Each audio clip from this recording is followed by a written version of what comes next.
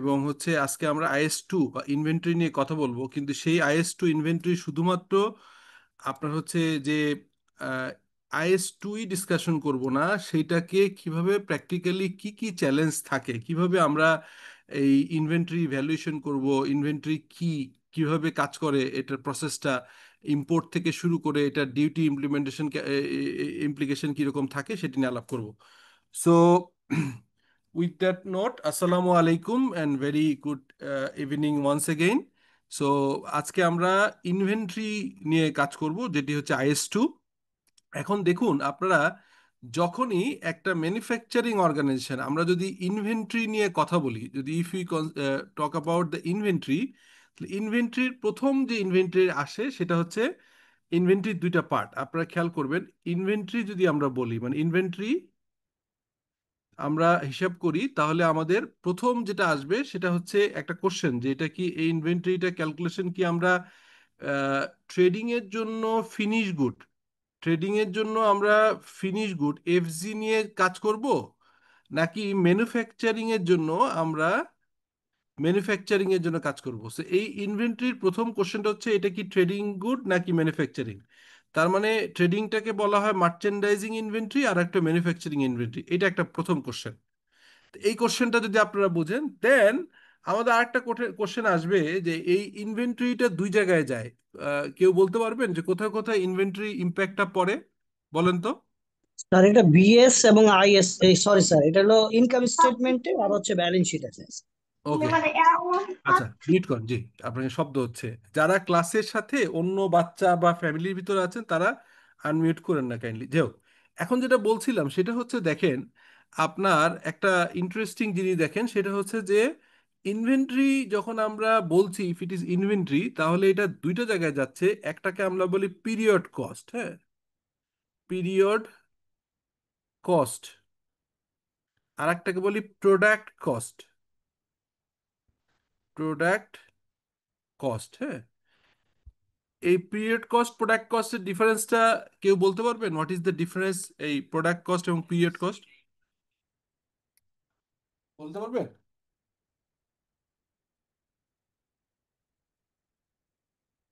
Period cost product কস্টের মধ্যে idea আছে? এটা কি স্যার WIP এর কথা বোঝানো হচ্ছে, আর একটা হচ্ছে যে টোটাল ফিনিশিং গুডস? না, না, তা বোঝানো হচ্ছে না। আচ্ছা, thank you for your try. আচ্ছা, আসলে আমরা যখন ম্যানুফ্যাকচারিং করি, আপনারা খেয়াল করবেন, ম্যানুফ্যাকচারিং যখন আমরা কোনো ম্যানুফ্যাকচারিং নিয়ে কাজ করি, তখন আমাদের দুইটা জিনিস খুব ইম্পর্টেন্ট মাথায় রাখতে হয়। একটা হচ্ছে যে আমরা এক্স ফ্যাক্টরি বলি, অর্থাৎ আমাদের, আমরা যখন এই যে ধরেন এখানে এইখানে যে আমরা স্কোয়ার ফার্মা নিয়ে কাজ করছি, খেয়াল করেন স্কোয়ার ফার্মার এখানে দেখবেন সিওজিএস, সিওজিএস এটা হচ্ছে মেজর যে কোনো ব্যবসার। আপনার ধরেন মিনিমাম 60% থেকে আপনার হচ্ছে ম্যানুফ্যাকচারিং এ 60 থেকে 80%, জেনারেলি 60 থেকে 80% এই কস্টটা ইনভলভ, এইটা সিওজিএস।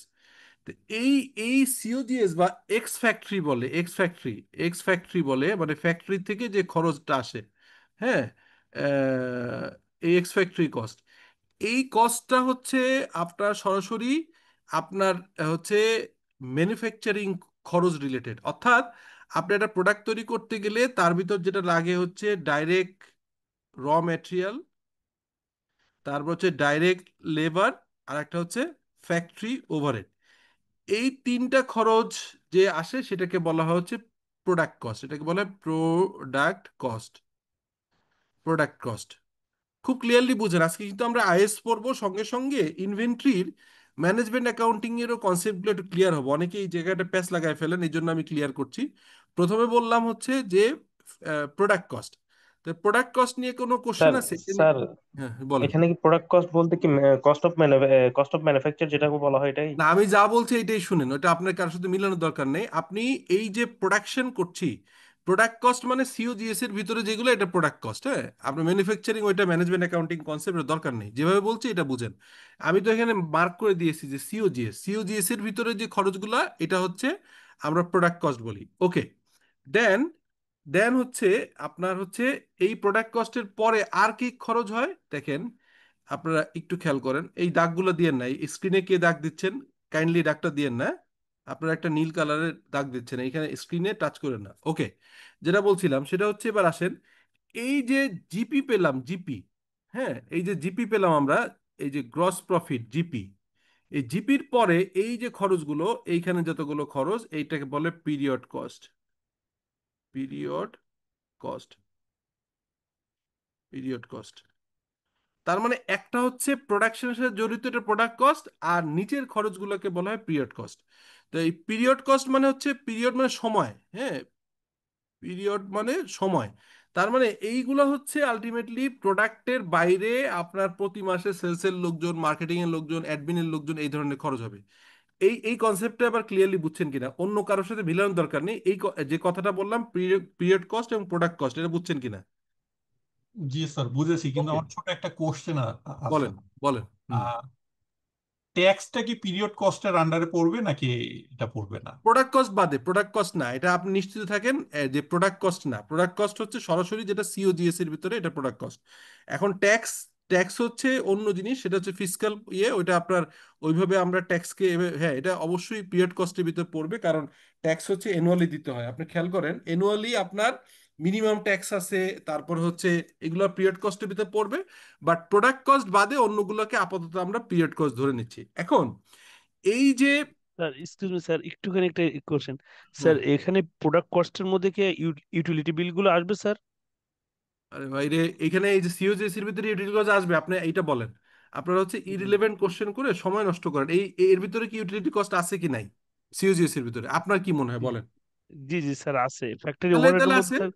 তাহলে আচ্ছা আছে। স্যার জি তাহলে আপনি জি আপনারা হচ্ছে কি, মানে মানে কোশ্চেন করার আগে, আমি আগের দিন বলছিলাম বড় একটা ক্লাস, আমরা প্রায় অনেকে আছি, কোশ্চেন করার আগে নিজে চিন্তা করবেন, কারণ আপনার কোশ্চেন করে অন্যরা আপনাকে জাজ করা শুরু করে। খেয়াল করেন, আপনার এই জিনিসগুলো এত সহজ জিনিস যদি এত বুঝাইতে হয় তাহলে সমস্যা। ফ্যাক্টরিতে আপনার ইউটিলিটি খরচ আছে, সেটা কি? আপনার factory electric bill, factory gas bill, ফ্যাক্টরির হচ্ছে আপনার যদি পানির বিল থাকে, এগুলো হচ্ছে ফ্যাক্টরি ইউটিলিটি, এটা সিওজিএস। হুম, আবার হেড অফিসেও জি তো স্যার নিশ্চয়ই, হেড অফিসে আলো জ্বলে, লাইট জ্বলে, এসি চলে।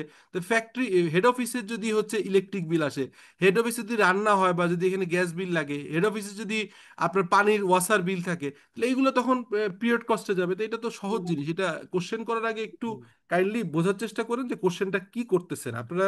কোশ্চেনের দিয়ে আমি কিন্তু আপনাদের বোঝার চেষ্টা করি যে আপনারা কতটুকু জিনিসটা বুঝতেছেন বা কতটুকু আপনাদের জেনারেল। এখন কি যে কোশ্চেনটা করছেন এখন বুঝছেন ভাই? জি জি বুঝতে স্যার, পারছেন? Thank you. ওকে। জি ওকে। এখন আর কোশ্চেন করেন না, আমি আগাইতে পারবো না, আপনি পরে এটা নোট রাখেন। এরকম সিলি কোশ্চেন গুলো করে বারে বারে আটকান না, তাহলে আপনারা কিন্তু আপনারা লাভবান হবেন না। এই সিলি কোশ্চেন গুলো লিখে রাখেন, আপনাদের কোশ্চেন গুলো আজকে খুব সিলি সিলি হচ্ছে, একটু নোট নোট রাখেন, প্রয়োজনে শেষ করার পর জিজ্ঞেস করেন। আচ্ছা, এখন দেখেন, আহ এরপর আসেন, আমি যেটা বলছিলাম যে তাহলে এই যে আপনি সিওজিএস যেটা বললাম প্রোডাক্ট কস্ট, এই প্রোডাক্ট কস্টের ভিতরে আপনার যাচ্ছে কি, আপনার আরএম। আচ্ছা, তাহলে আরএম, তাহলে এখানে একটা কস্ট যাচ্ছে, কিন্তু আরএম আরেক জায়গায় যাচ্ছে, যেটা প্রথমে একজন বললেন, যেটাকে বিএসএ যাচ্ছে, ব্যালেন্স শিটে। তো এখানে ইনভেন্টরি বলতে, আইএস 2 বলতে, ইনভেন্টরি বলতে আমরা দুইটা জিনিস বুঝবো। একটা হচ্ছে কতটুকু প্রোডাক্ট কস্টের ভিতরে ইনভেন্টরি ঢুকবে, ডাইরেক্ট ম্যাটেরিয়াল অথবা ইনডাইরেক্ট ম্যাটেরিয়াল বা সাপ্লাই যেটা আছে, এগুলো কতটুকু ঢুকবে, আর এর কত অংশ যাবে ব্যালেন্স শিটে। এটাই হচ্ছে আজকে আমাদের মেইন ডিসকাশন। এবং প্রথমে দুইটা জিনিস, একটা হচ্ছে এই কস্টের, এইটা কি আপনারা একটা ইনভেন্টরি কিনলেন, প্রথম কোশ্চেন হচ্ছে ইনভেন্টরি যে কিনলেন, এই ইনভেন্টরিটা কি আপনার অ্যাসেট নাকি এক্সপেন্স? এই অ্যাসেট এক্সপেন্সের যখন হবে, অ্যাসেটও আছে এক্সপেন্সও আছে। অ্যাসেট কোনটা? কারেন্ট অ্যাসেট হিসেবে ব্যালেন্স শিটে যাবে বা স্টেটমেন্ট অফ ফাইন্যান্সিয়াল পজিশনে যাবে। আর হচ্ছে প্রোডাক্ট কস্ট হিসেবে র মেটেরিয়াল কনজাম্পশন আগে, কনজাম্পশন আকারে যাবে সিওজিএস এর ভিতরে, যেটা হচ্ছে আপনার প্রোডাক্ট কস্ট। তার মানে একই সঙ্গে সঙ্গে এই ইনভেন্টরি আইটেমটা আপনি ইনভেন্টরিকে ইনিশিয়ালি রিকগনাইজ করছেন as an current asset, as a current asset. এই কারেন্ট অ্যাসেটটা পরবর্তীকালে আপনি খেয়াল করেন, এই কারেন্ট অ্যাসেটটাকে আপনি দুইটা ভাগে ভাগ করছেন। একটাকে আপনি ঢুকিয়ে দিচ্ছেন প্রোডাক্ট কস্টের ভিতরে, আর একটা চলে যাচ্ছে কারেন্ট অ্যাসেট হিসেবে ইনভেন্টরি, যেটাকে আপনি ভ্যালুয়েশন করে ব্যালেন্স শিটে আইটেম দেখাচ্ছে হচ্ছে কারেন্ট অ্যাসেটে। এটা কি এখন কি বোঝা গেল? এইটুকু বোঝা গেল কিনা, আমি যে কথাটা বললাম দ্যাট ইজ আন্ডারস্টুড কিনা? জি ওকে, স্যার। ওকে। জি, এখন জি খেয়াল করেন তাহলে আমি, জি, এখন দেখেন আপনার একটা জিনিস, যে আমরা এই যে বললাম, তাহলে ডেফিনেটলি সিওজিএস দেখলে আপনি এখানে পাবেন সিওজিএস যে 26 নম্বর নোট। তাহলে কুইকলি আমরা 26 নম্বর নোটে যাই, এটা একটু দেখে আমরা চলে যাবো মেইন জায়গায়, একদম রিকগনিশন। আজকে ক্লাসটা খুব মনোযোগ দিয়ে খেয়াল করবেন। আমি একটু চেষ্টা করছি যে সিরিয়াসলি টাইম ইউটিলাইজ করে আপনাদেরকে, যাতে করে ইনভেন্টরি রিলেটেড যত ধরনের কোশ্চেন থাকবে একবারে আমরা শেষ করে যাই। এই দেখেন, কারণ আমাদের ক্লাসগুলো তো শেষ করতে হবে একই সঙ্গে সঙ্গে।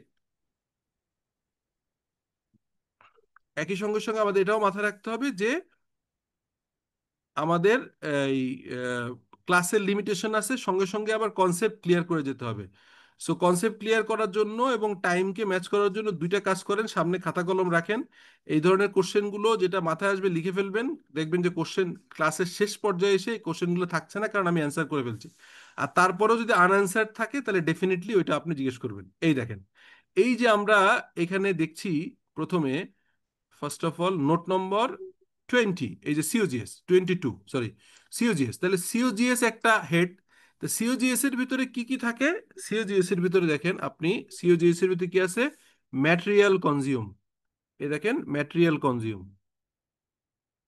এটা হচ্ছে 2.1 ম্যাটেরিয়াল কনজিউম। ম্যাটেরিয়াল কনজিউম মানে যেটুকু ম্যাটেরিয়াল ব্যবহার করেছেন, যেটুকু ম্যাটেরিয়াল ব্যবহার ব্যবহার করেছেন, ইউজড করেছেন, যেটুকু ম্যাটেরিয়াল ইউজ করেছেন, এটা হচ্ছে কনজিউমড। দেন প্যাকিং মেটেরিয়াল, আর মেটেরিয়ালের ভিতরে আবার কয়েকটা ভাগ আছে। একটা হচ্ছে আরএম, র মেটেরিয়াল। একটা হচ্ছে আপনার WIP, work in progress material. একটা হচ্ছে আরএম, র মেটেরিয়াল, একদম র মেটেরিয়াল। তারপর WIP। আর একটা ফিনিশ গুড হয়, যেটা প্রোডাকশন হওয়ার পরে ফিনিশ গুড, র মেটেরিয়াল। আর একটা হয় packing material, packing material. So এই অর্থে চারটা। আর একটা হয় হচ্ছে স্পেয়ার পার্টস। স্পেয়ার পার্টস, ছোট ছোট আপনার মেশিনের টুলস টুলস লাগে, এটাও ইনভেন্টরি অনেক সময় থাকতে পারে। সো তাহলে আরএম মানে হচ্ছে একদম বেসিক র মেটেরিয়াল, তারপর হচ্ছে WIP যেটা পার্শিয়াল প্রোডাকশন হয়েছে, ফুল কমপ্লিট হয় নাই। আর একটা হচ্ছে ফিনিশ গুড, আর একটা হচ্ছে প্যাকিং মেটেরিয়াল। প্যাকিং মেটেরিয়াল মানে বুঝতে পারছেন, ধরেন আমি যদি একটা লাইট বিক্রি করি, এটা যদি একটা লাইট হয়, হ্যাঁ, একটা লাইট যদি আমরা বিক্রি করি, সেই লাইটটার হচ্ছে ভিতরে কি কি লাগে? এখানে গ্লাস শেল লাগে, এখানে হচ্ছে ভিতরে সবগুলো লাগে। আর এটার একটা প্যাকেটের ভিতরে ঢুকিয়ে আমরা বিক্রি করি। সেই প্যাকেটে যেটা বিক্রি করি, ওই প্যাকেটটা হচ্ছে এখানে আমরা প্যাকেজিং ম্যাটেরিয়াল বলি। দুই রকম থাকে, একটা হচ্ছে সরাসরি প্রোডাক্টের আপনার প্যাকেজিং হয়, আর একটা মাস্টার কার্টুন, মানে একটু বড় পরিসরে বড় যে বড় কার্টুন হয়, এটা মাস্টার কার্টুন বলে। তাহলে আমরা দেখলাম যে আরএম, তারপর হচ্ছে ওয়ার্ক ইন প্রোগ্রেস, তারপর হচ্ছে আপনার ফিনিশ গুড, এবং প্যাকিং ম্যাটেরিয়াল, এবং হচ্ছে টুলস স্পেয়ার পার্টস হয়। তাহলে এখানে দেখেন আমরা র মেটেরিয়াল কনজিউম পেলাম, প্যাকিং ম্যাটেরিয়াল কনজিউম পেলাম, সেই দুটো যোগ করলাম। যোগ করার পর দেখেন অ্যাড ওপেনিং ইনভেন্টরি, এটা আমাদের হচ্ছে নর্মালি এই দুইটারই একটা ওপেনিং। নর্মালি কি হয়, ধরেন আপনার কাছে 5 টাকার র মেটেরিয়াল আছে, আপনি এই পিরিয়ডে আরো কিনলেন 100 টাকা, তাহলে 105 হলো, দিস ইজ অ্যাভেলেবল ফর হচ্ছে ইউজড। বাদ দিলেন যেটা হচ্ছে এন্ডিং ইনভেন্টরি আছে, এন্ডিং ইনভেন্টরি যদি থাকে এখানে ধরেন লেটস সে 9 টাকা, তাহলে আপনি বাদ বাকি যে আপনার হচ্ছে 9 বাদ দিলে এখানে আসে 96। এই 96 হচ্ছে কনজিউম, ঠিক আছে? তো 96 হচ্ছে কনজিউম। তো এই যে ক্যালকুলেশন, এই ক্যালকুলেশনগুলো আপনারা এই শিটটা দেখবেন, কারণ এটা তো আমি ক্লাসে সবকিছু ম্যানেজমেন্ট অ্যাকাউন্টিং এর ক্লাস নিচ্ছি না, অতএব এখানে আমি নিটিগিটি আপনাদের বুঝাবো না বা বুঝাতে পারবো না, সময় অ্যালাউ করবে না, বাট আপনারা দেখে নেবেন। তো এই হচ্ছে সিওজিএস বের করার একটা প্রক্রিয়া। তারপরে এর ভিতরে কি পার্ট আছে আলাদা আলাদা আমরা দেখলাম, কি কি পার্ট আছে খেয়াল করেন। আমরা আলাদা পার্ট আছে হচ্ছে এখানে দেখেন র মেটেরিয়াল, তারপরে কি আছে এখানে দেখবেন,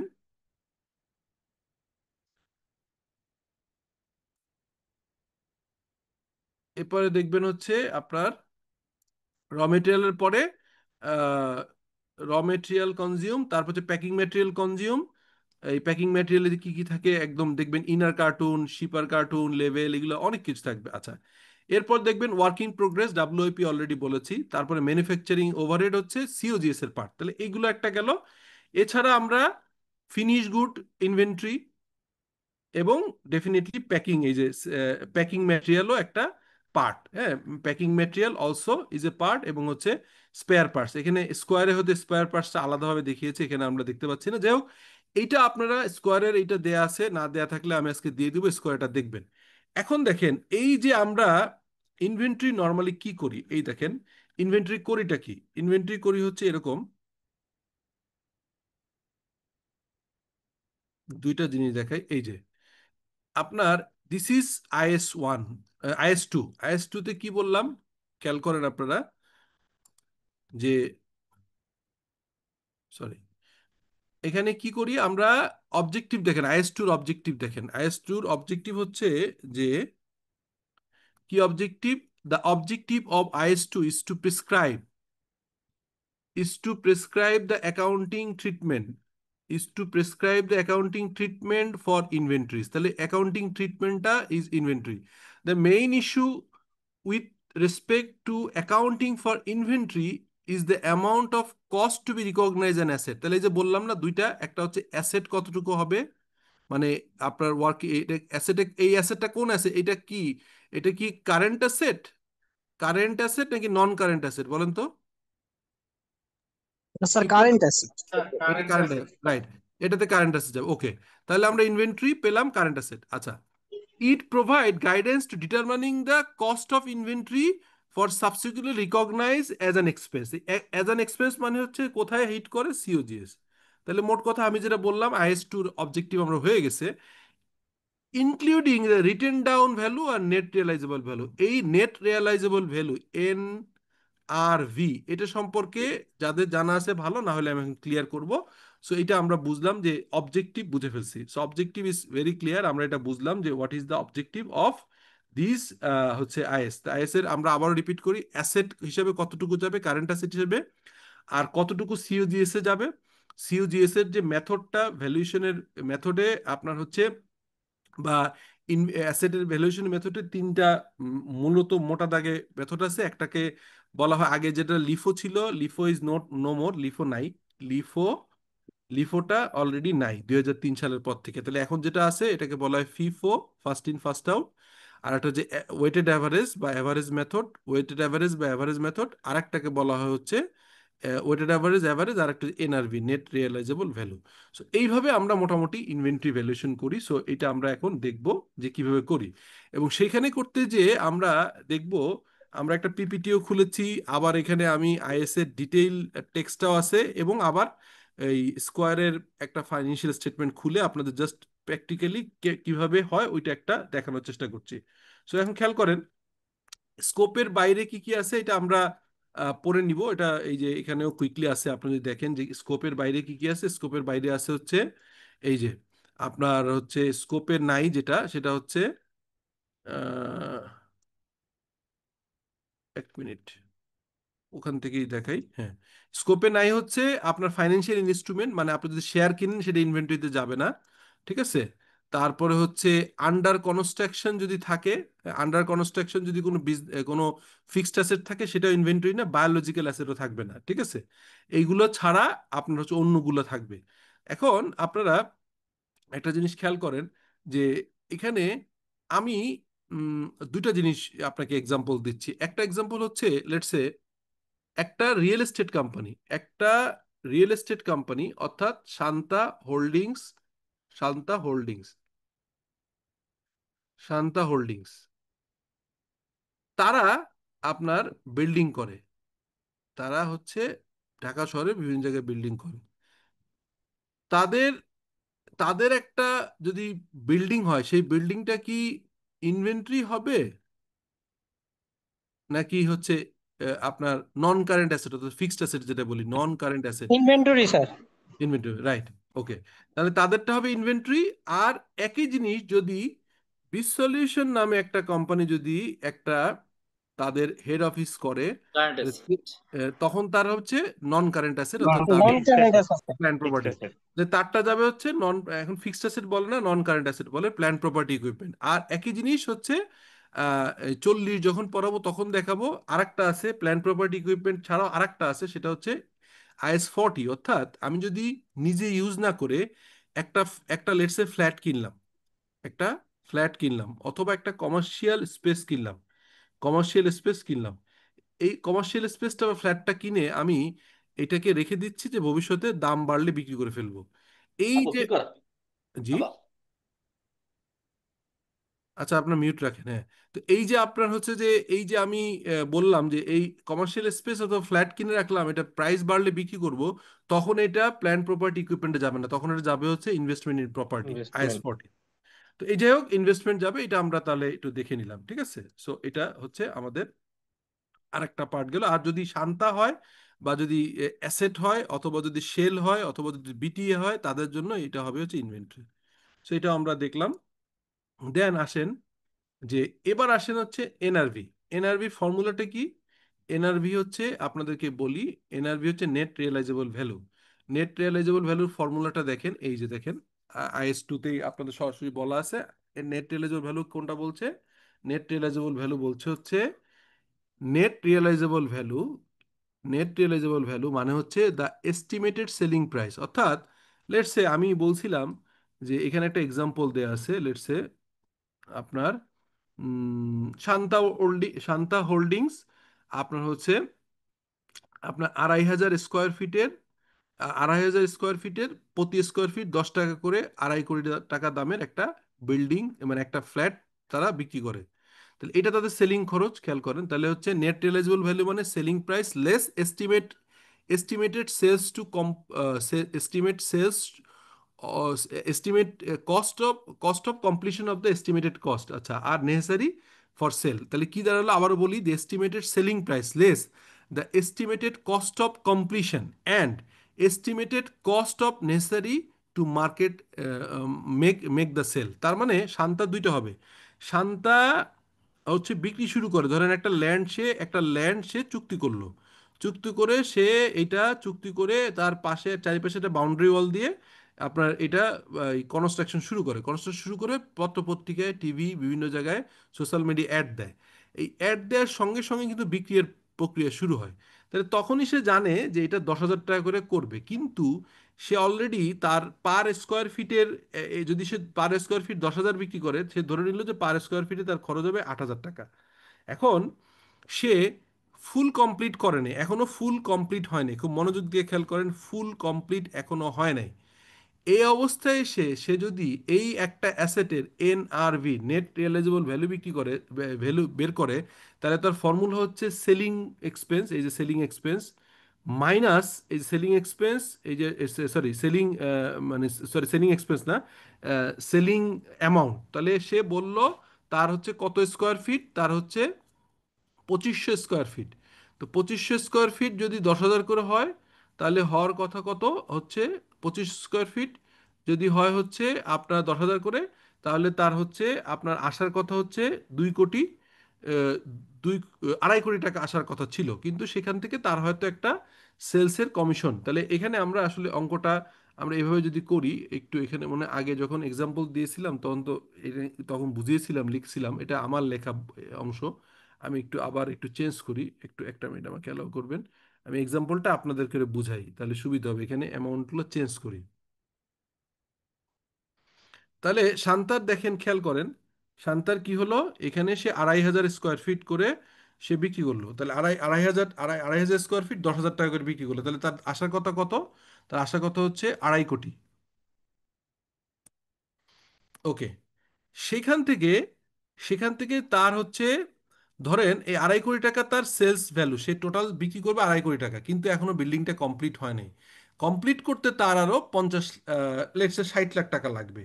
60 লাখ টাকা যদি লাগে, আর সে বলছে একই সঙ্গে সঙ্গে সে বলছে যে একই সঙ্গে সঙ্গে বলছে যে তার হচ্ছে এইটা বিক্রি করতে যে কমিশন লাগে হচ্ছে পার স্কোয়ার ফিটে 100 টাকা করে, তাহলে এখানে তার 2.5 লাখ টাকা লাগে। তাহলে এনআরভি হবে হচ্ছে টোটাল সেল করতে পারে 2.5 কোটি, সেখান থেকে বিল্ডিংটা এখনো কমপ্লিট হয়নি, কমপ্লিট করতে আরো 60 টাকা লাগবে, এটা বাদ দিবে। আবার বাদ দিবে হচ্ছে তার যে সেলসের কমিশন দিতে হয়। তাহলে এখানে 2.5 কোটির থেকে যদি বাদ দেয় হচ্ছে 60 লাখ টাকা, তাহলে 1,90,00,000 হয়। 1,90,00,000 মাইনাস 2.5 লাখ, তাহলে হচ্ছে 1,87,50,000।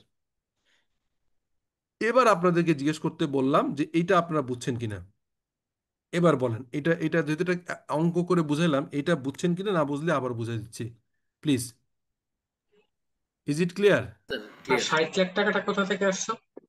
60 টাকা তো একটা উদাহরণ দিলাম যে আমি শান্তা, মানে স্যার, মনোযোগ দিয়ে শুনতে হবে ভাই। আমি বললাম যে তার হচ্ছে, আবারও শুনেন, হ্যাঁ, কোশ্চেন করার আগে শুনেন, 2,500 স্কোয়ার ফিট তার হচ্ছে এসএফটি, তার হচ্ছে এরিয়া, বিক্রি করে 10,000 টাকা করে, সে নর্মালি বিক্রি করে যে এরিয়ায় ধরলাম। হ্যাঁ, এখন 10,000 টাকা তার নাই, তাও ধরলাম। তাহলে তাহলে এই 10,000 করে আসলো কত? 2.5 কোটি। আর এই বিল্ডিংটা যখন সেল করছে যে ডেটে, সেই ডেটে তার খরচ, মানে এই বিল্ডিংটা কমপ্লিট করতে, এই স্কোয়ার ফিট মানে 2,500 স্কোয়ার ফিট খরচ করতে, মানে তৈরি করতে তার আরো 60 লাখ টাকা লাগবে কমপ্লিট করতে। এবার বোঝা গেছে নাকি বোঝেন নাই? স্যার। হুম। স্যার যদি অ্যালাউ করেন, এখানে জি। তো একটা কনফিউশন পারে, আরো হবে নাকি মানে টোটাল কস্ট, এস্টিমেটেড কস্ট হবে স্যার, মানে ফ্রম আরো বিগিনিং টু লাগবে দ্য। ভাই, আরো লাগবে। এখানে পড়েন না, উপরে এটা পড়েন না ভাই, এটা পড়েন। আপনারা হচ্ছে এই যে বললাম না যে জিনিসটা একটু আপনারা মানে আমার ইয়ে লাগে হচ্ছে যে আপনারা আসলে একদম এই যে পড়াচ্ছি এত ইজি করে, তারপরে আপনারা জিনিসটা না বুঝে কোশ্চেন করছেন। কি লেখা? The estimated selling price. Estimated selling price মানে কি?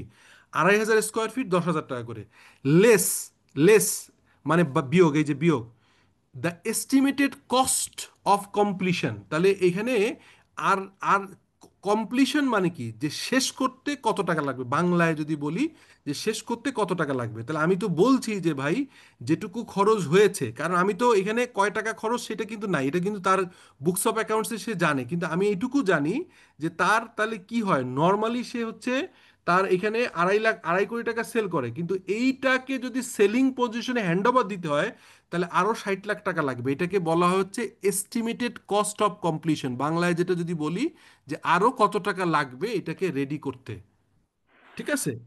একটু বলতে পারবো? অ্যাট, হ্যাঁ বলেন।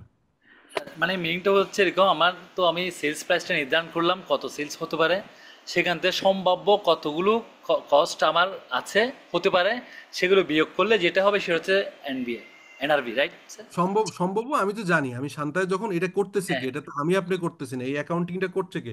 শান্তার লোকজন। সে তো জানে যে তার হ্যাঁ, এই রাইট, সেটাই বলছি এই স্যার। অ্যাপার্টমেন্ট করতে খরচ লাগে আর 1,80 কোটি ধরলাম। তো 1,80 কোটির ভিতরে সে ধরলাম তার বাদ বাকি প্রফিট, সে 1,80 কোটির ভিতরে, সে ধরেন 1,80 কোটির ভিতরে সে এটা করলো কি, 1,80 কোটির ভিতরে সে 1,20 কোটি করছে। তাহলে তার আরো সে জানে যে এই বিল্ডিংটাকে হ্যান্ড ওভার দেওয়ার আগে আরো 60 লাখ টাকা লাগবে, এই 60 লাখ টাকায় সেই 60 লাখ। ঠিক আছে? সেটাই বলতে চাচ্ছি। হ্যাঁ। তো এই হচ্ছে ঘটনা। তো যাই হোক, এটা আমরা বুঝলাম এনআরভি, এটা আমরা বুঝে ফেললাম। প্রয়োজনে আমি এটার উপর আরেকটা ভিডিও দিব। এখানে আটকাই গেলে হয় কি, আমি শেষ করতে পারবো না। আপনারা একটু বাসায় পড়ালেখা করতে হবে। এই ক্লাসের সব যদি ডিটেইল আপনি এভাবে স্পেক করেন যে এই আপনার একদম লাইন বাই লাইন পড়ে বুঝাই দিব, তাহলে একটা আইএস জীবনে শেষ করা যাবে না। এনিওয়ে, তো আমরা এখন এটা এই এস্টিমেটেড কস্ট বললাম। আচ্ছা, এখন ফার্স্ট ইন ফার্স্ট আউটটা আর বলতে চাচ্ছি না। এটাকে কোনো কারোর বুঝাইতে হবে যে ফার্স্ট ইন ফার্স্ট আউটটা মানে কি? What is first in first out মানে হচ্ছে, আমি এটা তারপরেও ধরেন দু একজন থাকতে পারে, একটু কুইকলি 1 মিনিটে মানে আধা মিনিটে বলি। ধরেন আমি একবার কিনছি 1,000 ইউনিট 10 টাকা করে, তারপরে আরেকটা কিনছি 2,000 ইউনিট, এটা ইউনিট ইউনিট ইন্টু 12 টাকা করে, তারপরে কিনছি 3,000 ইউনিট, লেটসে 10 টাকা 50 টাকা করে, 10.50। তো আমি যদি এখন এটাকে সিওজিএসএ ক্যালকুলেশন করার সময়, সিওজিএস ক্যালকুলেশনের সময় র মেটেরিয়াল কনজাম্পশন দেই, তাহলে আমি যদি এটা বিক্রি ধরলাম, আমি বিক্রি করছি 1,500 ইউনিট। তো 1,500 ইউনিট করলে তাহলে ফার্স্ট ইন ফার্স্ট আউটের এইখান থেকে যাবে প্রথম ইউনিট, যেটা হচ্ছে 1,000, এটার থেকে এক 10 হাজার টাকা ইন্টু 10। হ্যাঁ, দরকার নেই রিপিট করার, দরকার সহজ জিনিস তো রিপিট করার দরকার নেই। আমি বলছি আপনারা শুনেন, 1,000 ইউনিট 10 টাকা করে, তারপরে পরের 500 ইউনিটের কস্ট ধরবো কত, এই 12 টাকা করে ইন্টু 12। এই প্রথম ফার্স্ট ইন ফার্স্ট আউট, তার মানে এই যে 1,000 ইউনিট আগে নিব, দেন হচ্ছে সেকেন্ড লট থেকে নিব 500। তাহলে ক্লোজিং ইনভেন্টরি থাকবে কত? ক্লোজিং ইনভেন্টরি থাকবে হচ্ছে এইখানে থাকবে 1,500, 12 টাকা করে। আর এই 3,000 10 টাকা 50 করে থাকবে। সো এটা খুব সিম্পল, এটা আর বলার দরকার নেই, আপনাদের রিপিটও করার দরকার নেই। জাস্ট আমি ক্লিয়ারলি বুঝলাম। যদি এটা নিয়ে কোনো কোশ্চেন থাকে তাহলে বলেন। এই সহজ জিনিসটা নিয়ে যদি এটা নিয়ে লজ্জা করার কিছু নেই। এটা যে আমি বললাম, এই ফিফোটা না বুঝলে আসলে ইনভেন্টরি বা আইএস টুর আসলে কোনো কিছু মানে তাহলে আর মানে তেমন কিছুই বাকি থাকবে না। এটুকু বুঝছেন কিনা সেটা বলেন। আমি যে জি স্যার, বললাম যে বুঝতে ফিফো। পারছি স্যার। ওকে ওকে, হ্যাঁ বলেন। কোনো কোশ্চেন এই ফিফো নিয়ে? আচ্ছা, তাহলে ফিফো বুঝলাম। আর ওয়েটেড অ্যাভারেজটা বলেন তো কি? ওয়েটেড অ্যাভারেজটা এখানে যে আমি বলি, এবার এবার ওয়েটেড অ্যাভারেজটা বুঝাই। এখানে যেটা ওই এক্সাম্পলটা বোঝা ঠিক হয়নি, আবার লিখলে ভালো হতো। এনিওয়ে, আবারও বলি, 1000 ইউনিট কিনেছিলাম হচ্ছে 10 টাকা করে, তারপর হচ্ছে 2000 ইউনিট কিনছিলাম 12 টাকা করে, আর 3000 ইউনিট কিনছিলাম হচ্ছে 10.5 টাকা করে। ওকে, এখন ওয়েটেড অ্যাভারেজটা কি হবে? এভাবে করব, 1000 × 10 যোগ 2000 × 12 যোগ 3000 × 10.5, এইটা যোগ করে নিচে ভাগ দিব 1000 যোগ 2000 যোগ 3000। তার মানে উপরে হচ্ছে টোটাল কস্ট আর নিচে হচ্ছে ইউনিট। তাহলে অ্যাভারেজ যেটা আসবে, লেটস সে অ্যাভারেজ চলে আসবে লেটস সে 11 টাকা 35 পয়সা, এরকম একটা আসবে। আপনারা করে দেখতে পারেন, এটা যা আসে দ্যাট ইজ অল। হ্যাঁ, ওকে। তো এই যে হিসাবটা করলাম, এইটাকে বলা হয় ওয়েটেড অ্যাভারেজ। কারণ আমি ওয়েটও হিসাব করছি, যে weight plus price, weight plus weight into price, weight into price, weight into price, তার মানে ভ্যালু এবং ভলিউম দুইটাই কনসিডার করা হয়েছে। এটা বুঝছেন ওয়েটেড অ্যাভারেজ কস্ট কিভাবে বের করে? হ্যাঁ স্যার। ওকে, ওকে, গুড। তাহলে এবার আমরা এই সহজ জিনিসটা থেকে বেরোয় আমরা নেক্সট দেখব হচ্ছে, এবার একটা একটু কমপ্লিকেটেড ইস্যু, বাট হচ্ছে আশা করি আপনারা বুঝতে পারবেন। সেটা হচ্ছে, এখানে দেখাই, সেটা হচ্ছে যে এই যে দেখেন, এই স্লাইডটা বোঝা যায় কিনা সেটা দেখেন। এখানে বলা হচ্ছে যে কস্ট অফ ইনভেন্টরি, এখানে কি কি আসবে? Cost price, import duty less refundable taxes, handling cost, direct cost of acquisition of goods, র মেটেরিয়াল অ্যান্ড ফিনিশ গুড। তার মানে হচ্ছে কস্ট অফ পারচেজ। এই যে কস্ট অফ পারচেজ বলতে বোঝা যায় হচ্ছে, কস্ট অফ পারচেজ বলতে বোঝা যায়, এই যে কস্ট অফ পারচেজ বলতে বোঝা যায় পারচেজ প্রাইস প্লাস হবে নন রিফান্ডেবল ট্যাক্সেস। এটার মানে হচ্ছে, এটা বুঝাতে গেলে আপনাদের একটু আমি অন্য একটা জিনিস বুঝাই, তাহলে সুবিধা হবে। সরাসরি কাস্টমসের একটা অঙ্ক দেখাই। কাস্টমসের একটা অঙ্ক যদি আমরা দেখি, তাহলে হয়তো এটা ক্লিয়ার হবে।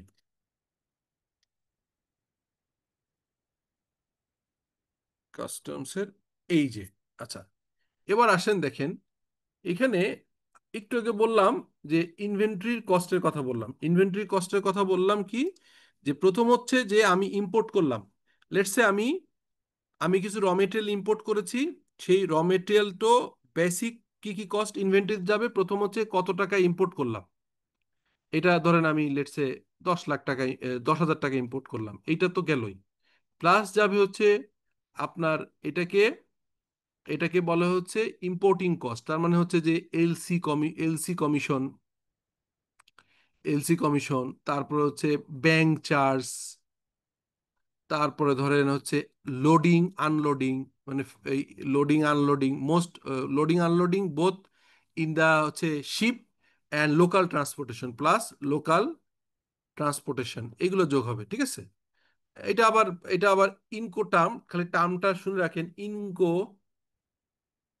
ইনকো টার্মস, এইটা অনুযায়ী ঠিক হয়। এটা এটা হচ্ছে যে আপনাদের আপাতত না জানলে চলবে, এটা সাপ্লাই চেইনের একটা টার্ম, যে আপনার হচ্ছে ইনকো টার্ম, জাস্ট শুনে রাখেন, ইনকো টার্মস অনুযায়ী হবে। অর্থাৎ ডিউটিটা আপনি পে করবেন নাকি আপনার হচ্ছে যে সাপ্লায়ার উনি পে করবে, এটার উপর ডিপেন্ড করে। যেই পে করুক না কেন, এটা আপনার কস্ট অফ গুডস ঢুকে যাবে। অর্থাৎ চায়না থেকে চায়না থেকে আপনি একটা জিনিস আনতেছেন, ঠিক আছে? এখন এটা চায়নার যে আপনার ফ্যাক্টরি, ওই ফ্যাক্টরি গেট থেকে আপনি পিক করে পুরো বাংলাদেশে আনতে পারেন।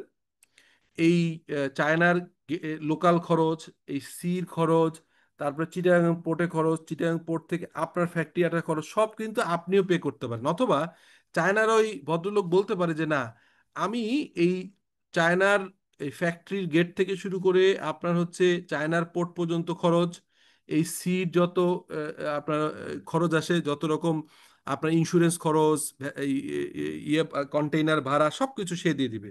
তারপরে চিটাগাং পোর্টে আসলো, এই চিটাগাং পোর্টেও ডিউটি টিউটি সে পে করবে, করে আপনার ফ্যাক্টরিতে, আপনার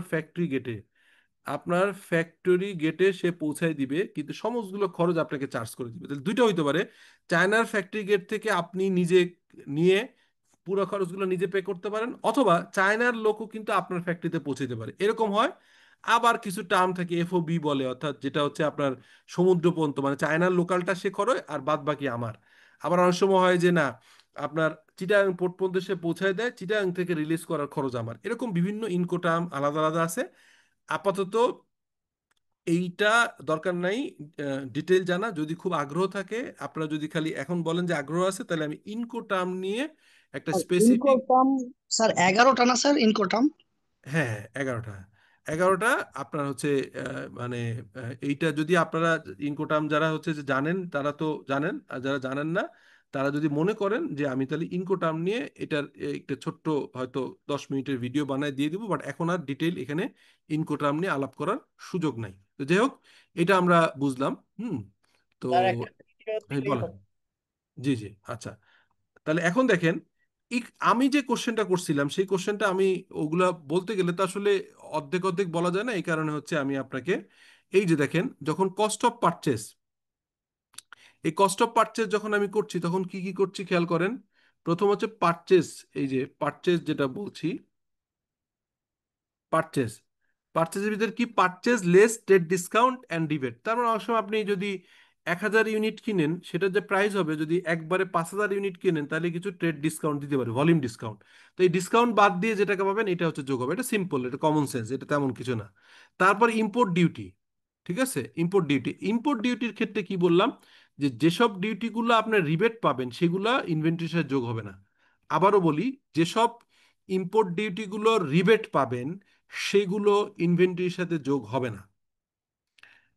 আচ্ছা, সেটা আমি ওই এক্সেল শিটে বুঝাই দিচ্ছি। দেন হচ্ছে এই যে এখানে বলা আছে ইম্পোর্ট ডিউটিস, তারপর হচ্ছে আদার ট্যাক্সেস। ইম্পোর্ট ডিউটি তো দিতেই হবে, কিন্তু ইম্পোর্ট ডিউটির সাথে আরো কিছু জিনিস আছে আদার ট্যাক্সেস, সেটা বলছে other taxes other than those subsequently recoverable by the entity from the tax authority. যেটা রিবেট নিতে পারবেন সেটা যোগ হবে না, রিবেট নেওয়া অংশটা বাদে বাদ বাকি যোগ হবে। তারপরে কি, transportation, handling and other cost directly attribute to the acquisition of the finish good, র মেটেরিয়াল অথবা সার্ভিস, যে কোনো কিছু। তার মানে এই কস্ট অফ পারচেজ যেটা হলো, এই কস্ট অফ পারচেজের প্রথম হচ্ছে আপনার পারচেজ প্রাইস, ইম্পোর্ট ডিউটি, আদার ডিউটিগুলো যেগুলো আপনার রিবেট পাবেন না সেটা যোগ হবে। এই কোশ্চেনটা কি কোনো বুঝতে পারছেন? এই যে রিবেট পাবো না সেটা যোগ হবে, এই কোশ্চেনটা কি বুঝতে পারছেন? একজনে না বুঝলে বলেন, এটা এটা একটা ইম্পর্টেন্ট পয়েন্ট, ভাইটাল পয়েন্ট, বলেন। ওকে, না, যে বুঝতে পারছেন তার বলার দরকার নেই, যিনি বুঝতে পারেননি উনি বলেন। হুম। বুঝবেন অনেকে, এটাই স্বাভাবিক, আমরা যারা এখানে আছি সবাই বুঝবো, স্যার কিন্তু যদি আরেকবার একটু রিপিট করেন স্যার প্লিজ। কোনটা রিপিট করব? স্যার এই যে এই পুরো বিষয়টা স্যার, এই যে বললেন sir import duty plus purchase price. এরকম ঢালাও কোশ্চেন কখনো করবেন না, এটা হচ্ছে আপনি মনোযোগ দিয়ে শুনেন নাই। আমি কোন, তাহলে কি আবার পুরোটা বলবো? আপনি বলবেন যে স্যার ইম্পোর্ট ডিউটি যেটা রিবেট পাবেন এরকম কি কি আছে, স্পেসিফিক কোশ্চেন করবেন। আপনার কোশ্চেনগুলো, আমি কোনো কারণে আজকের কোশ্চেনগুলো খুব আপনাদের ইয়ে হচ্ছে, আপনার কোশ্চেনটা করা দরকার ছিল। আমি হলে বলতাম যে স্যার আপনি যে বললেন যে কোনগুলো রিবেট পাবে আর কোনগুলো পাবেন না, আপনি সেটা বুঝান।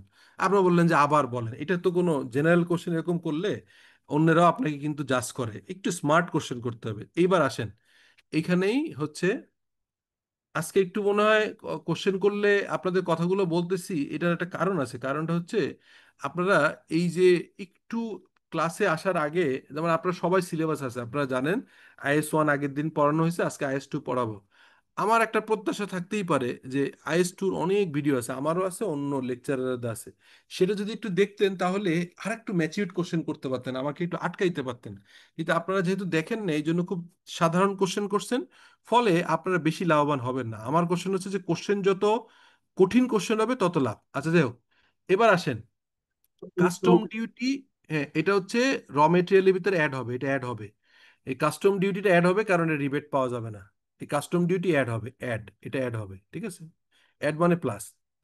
রেগুলেটরি ডিউটি অ্যাড হবে, এটা রিবেট পাওয়া যাবে না। সাপ্লিমেন্টারি ডিউটি অ্যাড হবে। ভ্যালুয়েটেড ট্যাক্স অ্যাড হবে না, এটা আপনি পরে রিবেট পাবেন, এটা কিছু হবে না। অ্যাডভান্স ইনকাম ট্যাক্স, এটাও আপনি পরে ছাড় পাবেন, ঠিক আছে। আর অ্যাডভান্স ট্রেড ভ্যাট, এটা মানে এটিভি যেটা, এটাও ছাড় পাবেন। তাহলে এই তিনটা হচ্ছে কাস্টম ডিউটি, রেগুলেটরি ডিউটি আর সাপ্লিমেন্ট ডিউটি, এই তিনটা প্রোডাক্টের যোগ হবে।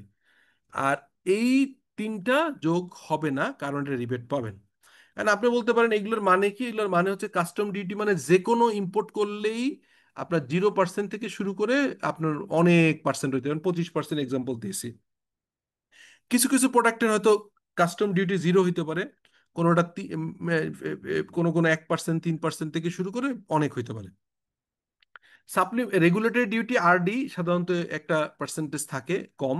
আহ, আর সাপ্লিমেন্টারি ডিউটি হচ্ছে সব প্রোডাক্টে থাকে না, এটা মাত্র সেই প্রোডাক্টে থাকে যেই প্রোডাক্টটা হচ্ছে অনেক বেশি আপনার আইদার এটাকে খুব লাক্সারিয়াস প্রোডাক্ট অথবা অভিপ্রেত বা আনএক্সপেক্টেবল। যেমন ধরেন লেটসে আপনি যদি ওয়াইন বা এই ধরনের কোনো নেশাজাতীয় পণ্য, কিন্তু সেটা আবার প্রোহিবিটেড না, মানে নেশাজাতীয় পণ্য কিন্তু প্রোহিবিটেড, লাইক আপনার পারমিশন নিয়ে বাংলাদেশে কিছু বার আছে, এটা মানে বার মানে যেখানে হচ্ছে ওয়াইন টোয়াইন বিক্রি করে। অথবা আপনি হচ্ছে যে ধরেন রিকন্ডিশন গাড়ি আনলেন যেটা পরিবেশের ক্ষতি করে, রিকন্ডিশন গাড়ির উপরে সাপ্লিমেন্টারি ডিউটি আছে। তো এই ধরনের আপনার জিনিসের উপর সাপ্লিমেন্টারি ডিউটি আছে। তো RD, regulatory duty, custom duty এবং সাপ্লিমেন্ট ডিউটি এগুলো হচ্ছে আপনার যোগ হয়ে যাবে, এটাকে রিবেট পাবেন না। আর ভ্যাট রিবেট পাবেন, অ্যাডভান্স ইনকাম ট্যাক্স রিবেট পাবেন, কারণ আপনি জানেন অ্যাডভান্স। আর অ্যাডভান্স ট্যাক্স যেটা ভ্যাটের এগেনস্টে অ্যাডভান্স ভ্যাট বলে, এটি এটি মানে আগে যেটা ছিল এটিভি, আগে এটার নাম ছিল এটিভি, শুধুমাত্র এই আপনার ইয়ের উপর হইতো, মানে ট্রেডিং গুডের উপর হইতো, কিন্তু এখন এটাকে বন্ধ করে এটি নামে যেটা আসছে, এটা বোথ ট্রেডিং মানে ম্যানুফ্যাকচারিং এবং ফিনিশ গুড দুটোর উপরই চার্জ হয়। তো এই এটি বা অ্যাডভান্স ট্যাক্স, এটা নাম ট্যাক্স এটি, বাট এটা আসলে অ্যাডভান্স ভ্যাট, কারণ অ্যাডভান্স ইনকাম ট্যাক্স তো এখানে নিচ্ছে এআইটি। এটাও এটি, এটি মানে অ্যাডভান্স ভ্যাট। তো এটা আপাতত জেনে রাখলেন যে এই তিনটা জিনিস হচ্ছে আপনার রিবেট পাওয়া যায়। কোনো কোশ্চেন এইখানে এই রিলেটেড কোনো কোশ্চেন, এই যে এই পার্সেন্টেজটা দেখার দরকার নেই, এটা তো আসলে অ্যাকচুয়াল ডাটা আমি একটা আসবে। কোশ্চেন করতে যাচ্ছিলাম বলেন। যে অ্যাডভান্স ইনকাম ট্যাক্স যেটা 85% বলছেন যে এটা আমরা পরে রিবেট পাবো, যার কারণে এটা আমার এখন ইনপুটে অ্যাড হবে না। বাট যদি আমার কোম্পানি যে ইনকাম ট্যাক্স, সে ধরেন ইনকাম ট্যাক্সে 5% ইনকাম, নর্মালি ইনকাম ট্যাক্স ধরলাম 1 লাখ টাকা আসলো, কিন্তু এআইটির কারণে আমি দিলাম 1,10,000 টাকা। দ্যাট মিনস আমি 10,000 টাকা এআইটি বেশি দিচ্ছি। মিনিমাম ট্যাক্সের ইয়াতে যদি হয়ে যায় তাহলে আমার ট্যাক্স কিন্তু হয়ে যাবে 1,10,000 টাকা, বাট কোম্পানি ট্যাক্স কিন্তু 1 লাখ টাকা। তো এই ক্ষেত্রে কি এই 10,000 টাকা কি আমার অ্যাড হবে কিনা? আপনি যদি এটা রিবেট না পান, এটা তো সোজা কথা, আপনিই তো অ্যান্সার দিতে পারবেন, এটা আপনি রিবেট পাচ্ছেন না। যদি এটা দিয়ে দিতে হয়, এটা যদি আপনার কস্ট হয় যে আপনি ভবিষ্যতে রিবেট নিতে পারছেন না, এখন যদি আপনি এমনভাবে ভ্যালিডেশন দেখান যে আপনি যে টাকা এআইটি দিচ্ছেন তার চেয়ে কম ট্যাক্স দিচ্ছেন, তাহলে তো এটা আপনার অবশ্যই যোগ হয়ে যাবে, তো রিবেট পাচ্ছেন না। রিবেট না পেলে যোগ হবে, সোজা রিবেট কথা। না পাইলেও কি এটা কি ইনভেন্টরি কস্টের সাথে অ্যাড হবে? অ্যাড হবে এই কারণে যে আপনি তো এখানে প্রপার, এখানে আপনি যা বলতে চাচ্ছেন এটা ডিটেইলে আমি বলতে চাচ্ছি না, ট্যাক্সের ক্লাসে আলাপ করেন, বাট কোশ্চেনটা এরকম যে এরকম হওয়ার কথা না, হ্যাঁ, যে আপনার যে আপনি 5% দিচ্ছেন, এই 5%ই আপনার হচ্ছে এখানে কতগুলো সেকশন আছে ইনকাম ট্যাক্সের, সম্ভবত আপনার 84 থেকে আপনার 139 বা 86 থেকে 139, এখানে মোট হচ্ছে 40টা সেকশন আছে, যেটা মিনিমাম ট্যাক্স। এই মিনিমাম ট্যাক্স যেগুলো, এই মিনিমাম ট্যাক্স মানে হচ্ছে যে টাকাটা আপনি যে কোনোভাবে আপনার উৎসে কর্তনযোগ্য হচ্ছে বা আপনার আগের থেকেই অ্যাডভান্স আপনার থেকে নিয়ে যাচ্ছে, সেই টাকাটা মিনিমাম, অর্থাৎ যদি 5% কাটে, 5%-এর নিচে আপনি ফাইনালি করতে পারবেন না, 5-এর উপরে, অর্থাৎ 5 দিতে হবে অথবা 5+ হবে। এটা হচ্ছে মিনিমাম ট্যাক্স। এখন আমি ধরলাম আপনার তর্কের খাতিরে যে এই মিনিমাম ট্যাক্সের বাইরে আপনার ট্যাক্স দিতে হচ্ছে না কোনো কারণে, তাহলে এই টাকাটা যেহেতু আপনি রিবেট নিতে পারছেন না, তাহলে এই টাকাটা আপনি এই ইনভেন্টরিতে যোগ করে দিতে পারেন। অথবা অথবা যেটা করতে পারেন, আপনার পলিসি করলেন, অ্যাকাউন্টিং পলিসি, যে না, এটা ইনভেন্টরি ঢুকাবো না, কারণ ইনভেন্টরি ঢুকাবো হচ্ছে কাস্টমস, রেগুলেটরি এবং সাপ্লিমেন্টারি। আমি পলিসি করলাম যে এইটা আমি মিনিমাম ট্যাক্স যেটা দিতে হচ্ছে, আমার হয়তো ট্যাক্স ক্যালকুলেশন করে আসছে 1 লাখ টাকা, আপনি যেটা বললেন আপনার উদাহরণই বলি, 1 লাখ টাকা, কিন্তু এই টাকা 1,10,000 হয়ে গেছে হচ্ছে মিনিমাম। তাহলে আপনি 1 লাখ টাকা, 1 লাখ টাকা না দেখায় 1,10,000 হচ্ছে যদি ইনকাম ট্যাক্স দেখান, তাহলে এটা হয়ে যায়। দুইভাবেই করা যায়, একটা হচ্ছে যে আপনি যদি ধরেই নেন যে না, এটা এই খরচটা নর্মালি আপনার হইতো না, নর্মালি আপনি এটা হয় না কারণ আপনি ট্যাক্স ফ্রি জোনে আছেন বা যে কোনো হবে, what ever the case, but এইটা শুধুমাত্র ইনভেন্টরি ইম্পোর্ট করার কারণে এটা প্রোডাক্ট রিলেটেড কস্ট, তাহলে আপনি প্রোডাক্টের ভিতরে ঢুকাবেন। অথবা যদি আপনার কাছে মনে হয় যে না, এটা প্রোডাক্টে ঢুকাবো না, আমার 1 লাখ টাকা আসে কিন্তু এই প্রোডাক্ট ইম্পোর্ট করার কারণে 1,10,000 দিতে হচ্ছে, স্টিল আমি হচ্ছে এটাকে ওই ইনকাম স্টেটমেন্টের যে থাকে আপনার, এই যে এখানে দেখেন, আমি যে এইখানে আপনার যে স্কোয়ারে দেখাচ্ছিলাম সেটা দেখাই। এই যে এটা একটু মুছতে হবে, আগে দাগাদাগি করে ফেলছে বেশি। সো স্কোয়ারের যে আপনার ইনকাম স্টেটমেন্টে আপনি যদি যান, তাহলে আপনি এটাকে দেখতে পারবেন যে, সরি,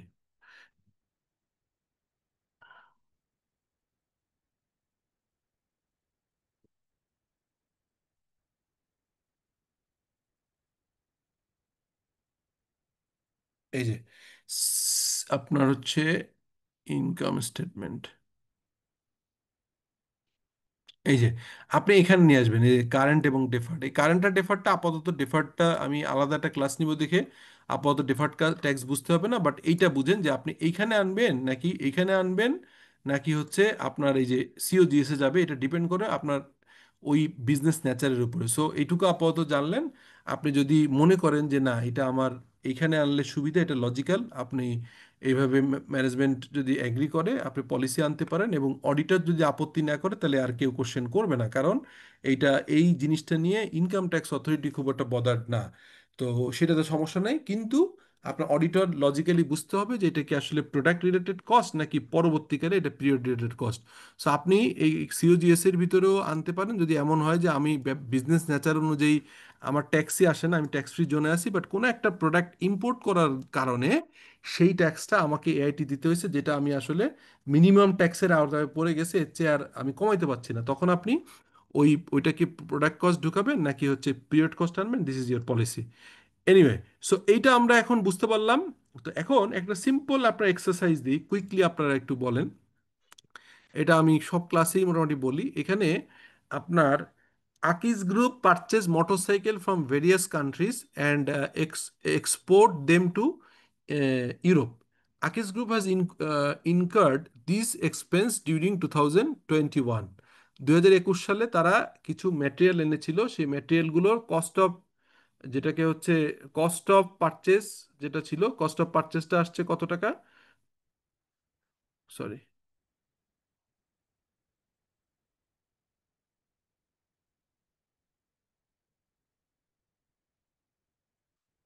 কস্ট অফ পারচেজ আসছে হচ্ছে, একটা কস্ট অফ পারচেজ আছে, আর ট্রেড ডিসকাউন্ট আছে, তারপর হচ্ছে ইম্পোর্ট ডিউটি আছে, ফ্রেইট অ্যান্ড ইন্স্যুরেন্স পারচেজ আছে, other other handling cost relating to import, salaries of the accounting department, আর হচ্ছে factory accountant definitely, and brokerage commission payable to the indenting agent for arranging import, আর হচ্ছে sales commission payable to sales agent after sales warranty. তাহলে এ থেকে শুরু করে I পর্যন্ত 1 2 3 4 5 6 7 8 9, এই 9টা খরচ আছে। এই 9টা খরচ ভিতরে কোনটা আপনি inventory record organization is seeking your advice, the costs are permitted under IS2 including the inventory। IS2 অনুযায়ী আপনাকে একটা কনসালটেন্সি চাচ্ছে আকিস গ্রুপ, যে আপনি একটু বলে দেন যে কোনগুলো আপনি ইনভেন্টরির ভিতরে ঢুকাবেন, এবং অবভিয়াসলি সেটা প্রোডাক্ট কস্টে ভবিষ্যতে ঢুকে যাবে, আর কোনগুলো ইনভেন্টরি না ঢুকিয়ে এটাকে আপনি পিরিয়ড কস্ট হিসেবে আলাদাভাবে সেগ্রিগেট করবেন। সো দিস ইজ তিনটাকে স্যার কস্টে নিন। জি, তিনটা salaries of accounting department, after sales warranty cost, sales commission payable, এই তিনটা পিরিয়ড কস্টে যাবে স্যার। এইটা আপনি বলছেন হচ্ছে, আপনি বলছেন এইটা অ্যাকাউন্টিং ডিপার্টমেন্ট, হ্যাঁ, তারপর হচ্ছে আফটার সেলস, আর হচ্ছে সেলস কমিশন। আচ্ছা, sales commission payable to sales sales.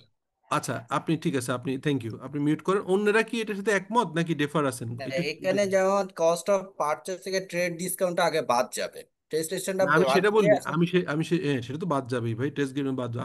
আমি কিন্তু কোশ্চেনটা স্ট্রেট ফরওয়ার্ড, হ্যাঁ, যে কোনগুলো হচ্ছে ইনভেন্টরি স্যার রিলেটেড।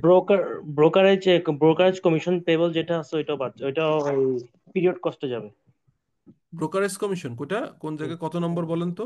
জি এই, জি জি, brokerage commission brokerage payable to. Commission payable, brokerage commission payable to indenting agent for arranging import. আচ্ছা, আপনি ইনডেন্টিং এজেন্ট বুঝেন না দেখে আপনার কনফিউশন হয়েছে। ধরেন আপনি যখন কোনো কিছু ইম্পোর্ট করেন তখন আপনি দুইটা ভাবে হইতে পারে, সরাসরি আপনার SCM, supply chain department, SCM department সরাসরি কিন্তু ভেন্ডরের সাথে যোগাযোগ করে সবকিছু করতে পারে, এটা হয়। আর কিছু কিছু কিছু কিছু প্রোডাক্ট বা কোনো কোনো প্রোডাক্ট এমন হইতে পারে যে চায়নার একটা কোম্পানি তারা হচ্ছে ম্যানুফ্যাকচারিং করে বাংলাদেশে একটা তাদের এজেন্ট নিয়োগ করছে। এই এজেন্টটা হচ্ছে কি বলে ইন্ডেন্টিং এজেন্ট। ইন্ডেন্ট কি করে? সেই ইন্ডেন্টিং এজেন্ট হচ্ছে ওই চায়নার প্রিন্সিপাল কোম্পানির হয়ে আপনার সাথে যোগাযোগ করে। যোগাযোগ করার কারণে ওই এজেন্ট বলে যে আপনি হচ্ছে এটার কিছু একটা কমিশন পায়, সেটা আপনার থেকেও পাইতে পারে আবার সেলারের থেকে পায়। তো আপনার থেকে যদি পায়, আপনার যদি কন্ট্যাক্ট থাকে যে আপনাকে একটা এই প্রোডাক্টটা আনলে, যেহেতু সে পেপার ওয়ার্ক করবে, যোগাযোগ করবে, এটা একটা তার বাংলাদেশে এজেন্ট আছে, এজেন্টের জন্য 2% 3% কমিশন দিতে হবে। তো নর্মালি যদি এই ধরনের কমিশন হয় তার মানে এটা আসলে র মেটেরিয়াল কেনা সংশ্লিষ্ট। তো এখানে পড়ে বোঝা যাচ্ছে brokerage commission payable to indenting agent for arranging import. তার মানে এটা সরাসরি ইম্পোর্ট ইনভেন্টরির ভিতরেই ইনক্লুড হবে। অতএব যিনি প্রথম অ্যান্সারটা দিচ্ছেন ওনার অ্যান্সার অ্যাবসলিউটলি রাইট, যে এই এ থেকে আই পর্যন্ত 9টা আইটেম আছে। 9টা আইটেমের ভিতরে 3টা item is not related to the আপনার ইনভেন্টরি কস্ট, ঠিক আছে?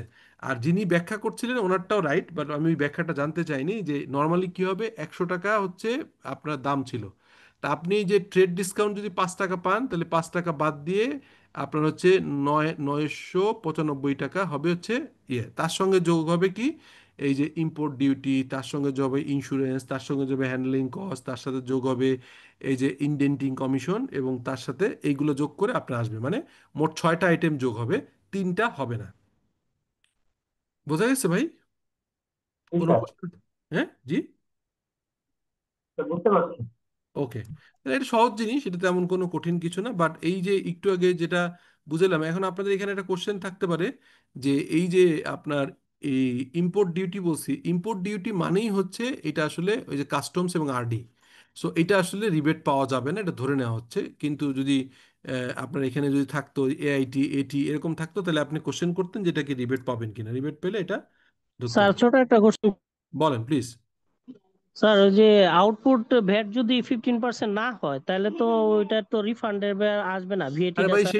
সেটা তো ভ্যাটের ক্লাসে জিজ্ঞেস করবেন। আমি তো সহজ কথা বলছি, এটা তো আপনি এটা কোশ্চেন না, আপনার নলেজ এখানে আমি জিজ্ঞেস করিনি। আপনি এটা জানেন, আমি আমি বুঝছি যে আপনি এটা জানেন। সিম্পল জিনিস বুঝেন। আপনি যদি এই এই এটা তো ভ্যাটের ক্লাস করছে না, করছে আইএফআরএস। যদি এমন হয় যে আপনি আরেক ভদ্রলোকও যে কোশ্চেন করছে একই কোশ্চেন আপনি আবার করলেন, যে নর্মালি নিয়ম আছে যে যদি আউটপুট ভ্যাট, আপনি যে কথাটা বলার চেষ্টা করলেন এটা হচ্ছে আউটপুট ভ্যাট যদি 15% না হয়, সে যদি এটা কোনো একটা অন্য আদার দেন আউটপুট ভ্যাট যদি সে যদি সেল করার সময় 15% না দেয়, অন্য কোনো রেটে যদি দেয়, তাহলে সে ইম্পোর্ট স্টেজে যে হচ্ছে ভ্যাটটা দিবে সেটা রিবেট পাবে না। তো রিবেট না পেলে এটা যোগ হয়ে যাবে। তো এটা তো সিম্পল জিনিস, এটা আপনিও জানেন আমিও জানি। সো এটা তো আর নতুন করে কিছু বলার নাই। এটা ছাড়া কোনো কিছু বলতে চাইছেন? বোঝা না গেছে? স্যার, না এটা স্যার এটা জি। তো জানা জিনিস, এটা তো আর মেনশন করার কিছু নাই। এটা তো আমি ক্লিয়ারলি বলছি। এখানে ভ্যাটের ক্লাস আমরা করছি না, আপাতত করছি পিওর আইএসআইএফআরএস এর ক্লাস। সেখানে বলছি যেটা আমি রিবেট পাবো না সেটা আমার ঢুকবে। তো এখন যদি এমন হয় যে আমি সেলস প্রোডাক্টটা আপনার একটা 15% রেট ছাড়া অন্য কোনো রেটে যদি সেল করি, তাহলে ভ্যাট আইন যদি বলে যে ভাই ইম্পোর্ট স্টেজে তুমি ভ্যাট দিয়ে আসছো, সেটা রিবেট পাবা না। রিবেট না পেলে তাহলে যোগ হয়ে যাবে, সেটা আমি বলেই দিছি। এই কারণে ওই বিতর্কে আমি না যাওয়ার জন্য ক্লিয়ার করছি। আপনারা ঘুরে ফিরে সেই জায়গায় আসতেছেন। এনিওয়ে, সো এটা বোঝা গেল। এরপর আসেন নেট রিয়ালাইজেবল ভ্যালু। অলরেডি আমি ক্লিয়ারলি বুঝিয়ে দিয়েছি আপনাদেরকে। তো নেট রিয়ালাইজেবল হলো আরেকটা জিনিস এখানে একটু বলি, সেটা হচ্ছে খেয়াল করেন এখানে একটা জিনিস, সেটা হচ্ছে আকিজ গ্রুপ। আকিজ গ্রুপের কথা আবারও বলছি, আকিজ গ্রুপ ইজ এ ইয়ে আপনার কি এটাকে বলছি কি বলছি সোফা এবং ফার্নিচার। আকিজ ফার্নিচার নামে একটা তাদের কোম্পানি আছে, লেটসে ধরে নিলাম। সেখানে কি করছে দেখেন।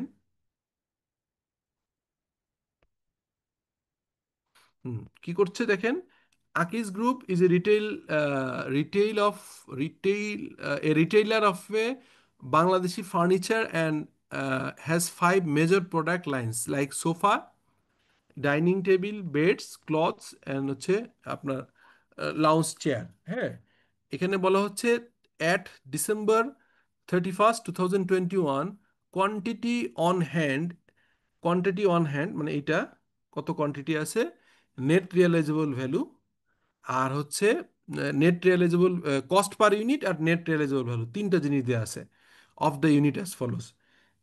Compute the value of the inventory of Akij at 31st December 2021 under IS2 using the lower of cost and NRV। হ্যাঁ, এই মেথডে বের করতে বলছে। তাহলে এখানে প্যাচটা কি কেউ বুঝতে পারছেন কোশ্চেনের প্যাচটা কোথায় আছে?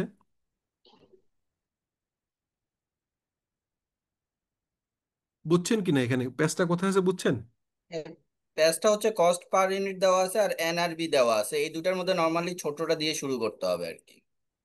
তো এখন সেটা তো বুঝছি, কিন্তু ছোটটা কি আমরা কি সবগুলো আইটেম যোগ করে আর সবগুলো ভ্যালু দিয়ে করব নাকি ইন্ডিভিজুয়াল ধরবো, এটা আমার কোশ্চেন।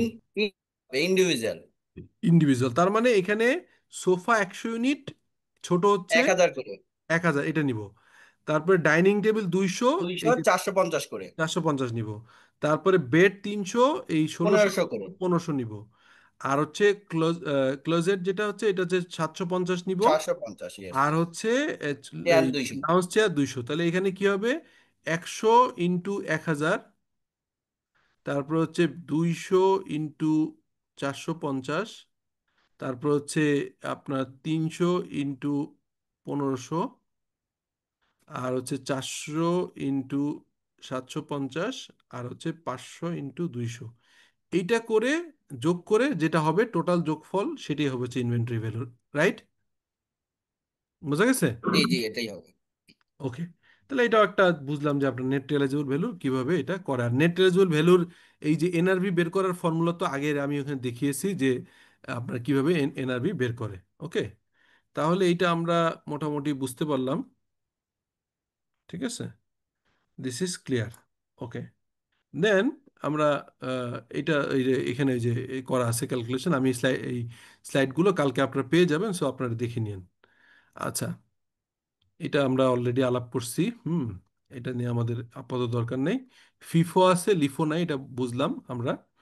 আচ্ছা, উম, আচ্ছা এখানে ওই অন্য একটা এক্সাম্পল এটা দেখে নিয়ে তেমন ইয়ে না, আপনার ট্যাক্স ফ্রি জোন আছে। আচ্ছা, এখন হ্যাঁ, এখন আমরা এই যে মেজারমেন্টটা, এই মেজারমেন্টটা আমরা অঙ্ক করে বুঝবো, থিওরি বুঝবো না, আমরা একটা এক্সাম্পল দিয়ে এই মেজারমেন্টের যে ইস্যুটা, এই মেজারমেন্ট ইস্যুটা আমি একটা এক্সেল শিটে আপনাদেরকে দেখাচ্ছি। হোপফুলি ওইটা মোর ইন্টারেস্টিং হবে। হ্যাঁ, সো এখন আসেন আমরা ওইটা একটু বুঝি যে এই ইয়েটা বুঝি। এইখানে এই যে এক্সাম্পলটা দেয়া আছে, এক্সাম্পলটা ইয়েতে না দেখে আপনার PPT স্লাইডে না দেখে আমরা একটা এক্সেল শিটে একটু বোঝার চেষ্টা করি। আচ্ছা, কোনো বাই দিস টাইম কোনো কোশ্চেন আছে আপনি এই সোফার যেটা বলছি এটা নিয়ে কোনো কোশ্চেন আছে? এই পর্যন্ত যা পড়ানো হয়েছে এটা নিয়ে কোনো হ্যাভ এনি কোশ্চেন? স্যার, ফিফোটা বাদ গেছে কত সালে? 2003 সালের দিকে, 2-3-এর দিকে হবে আর কি।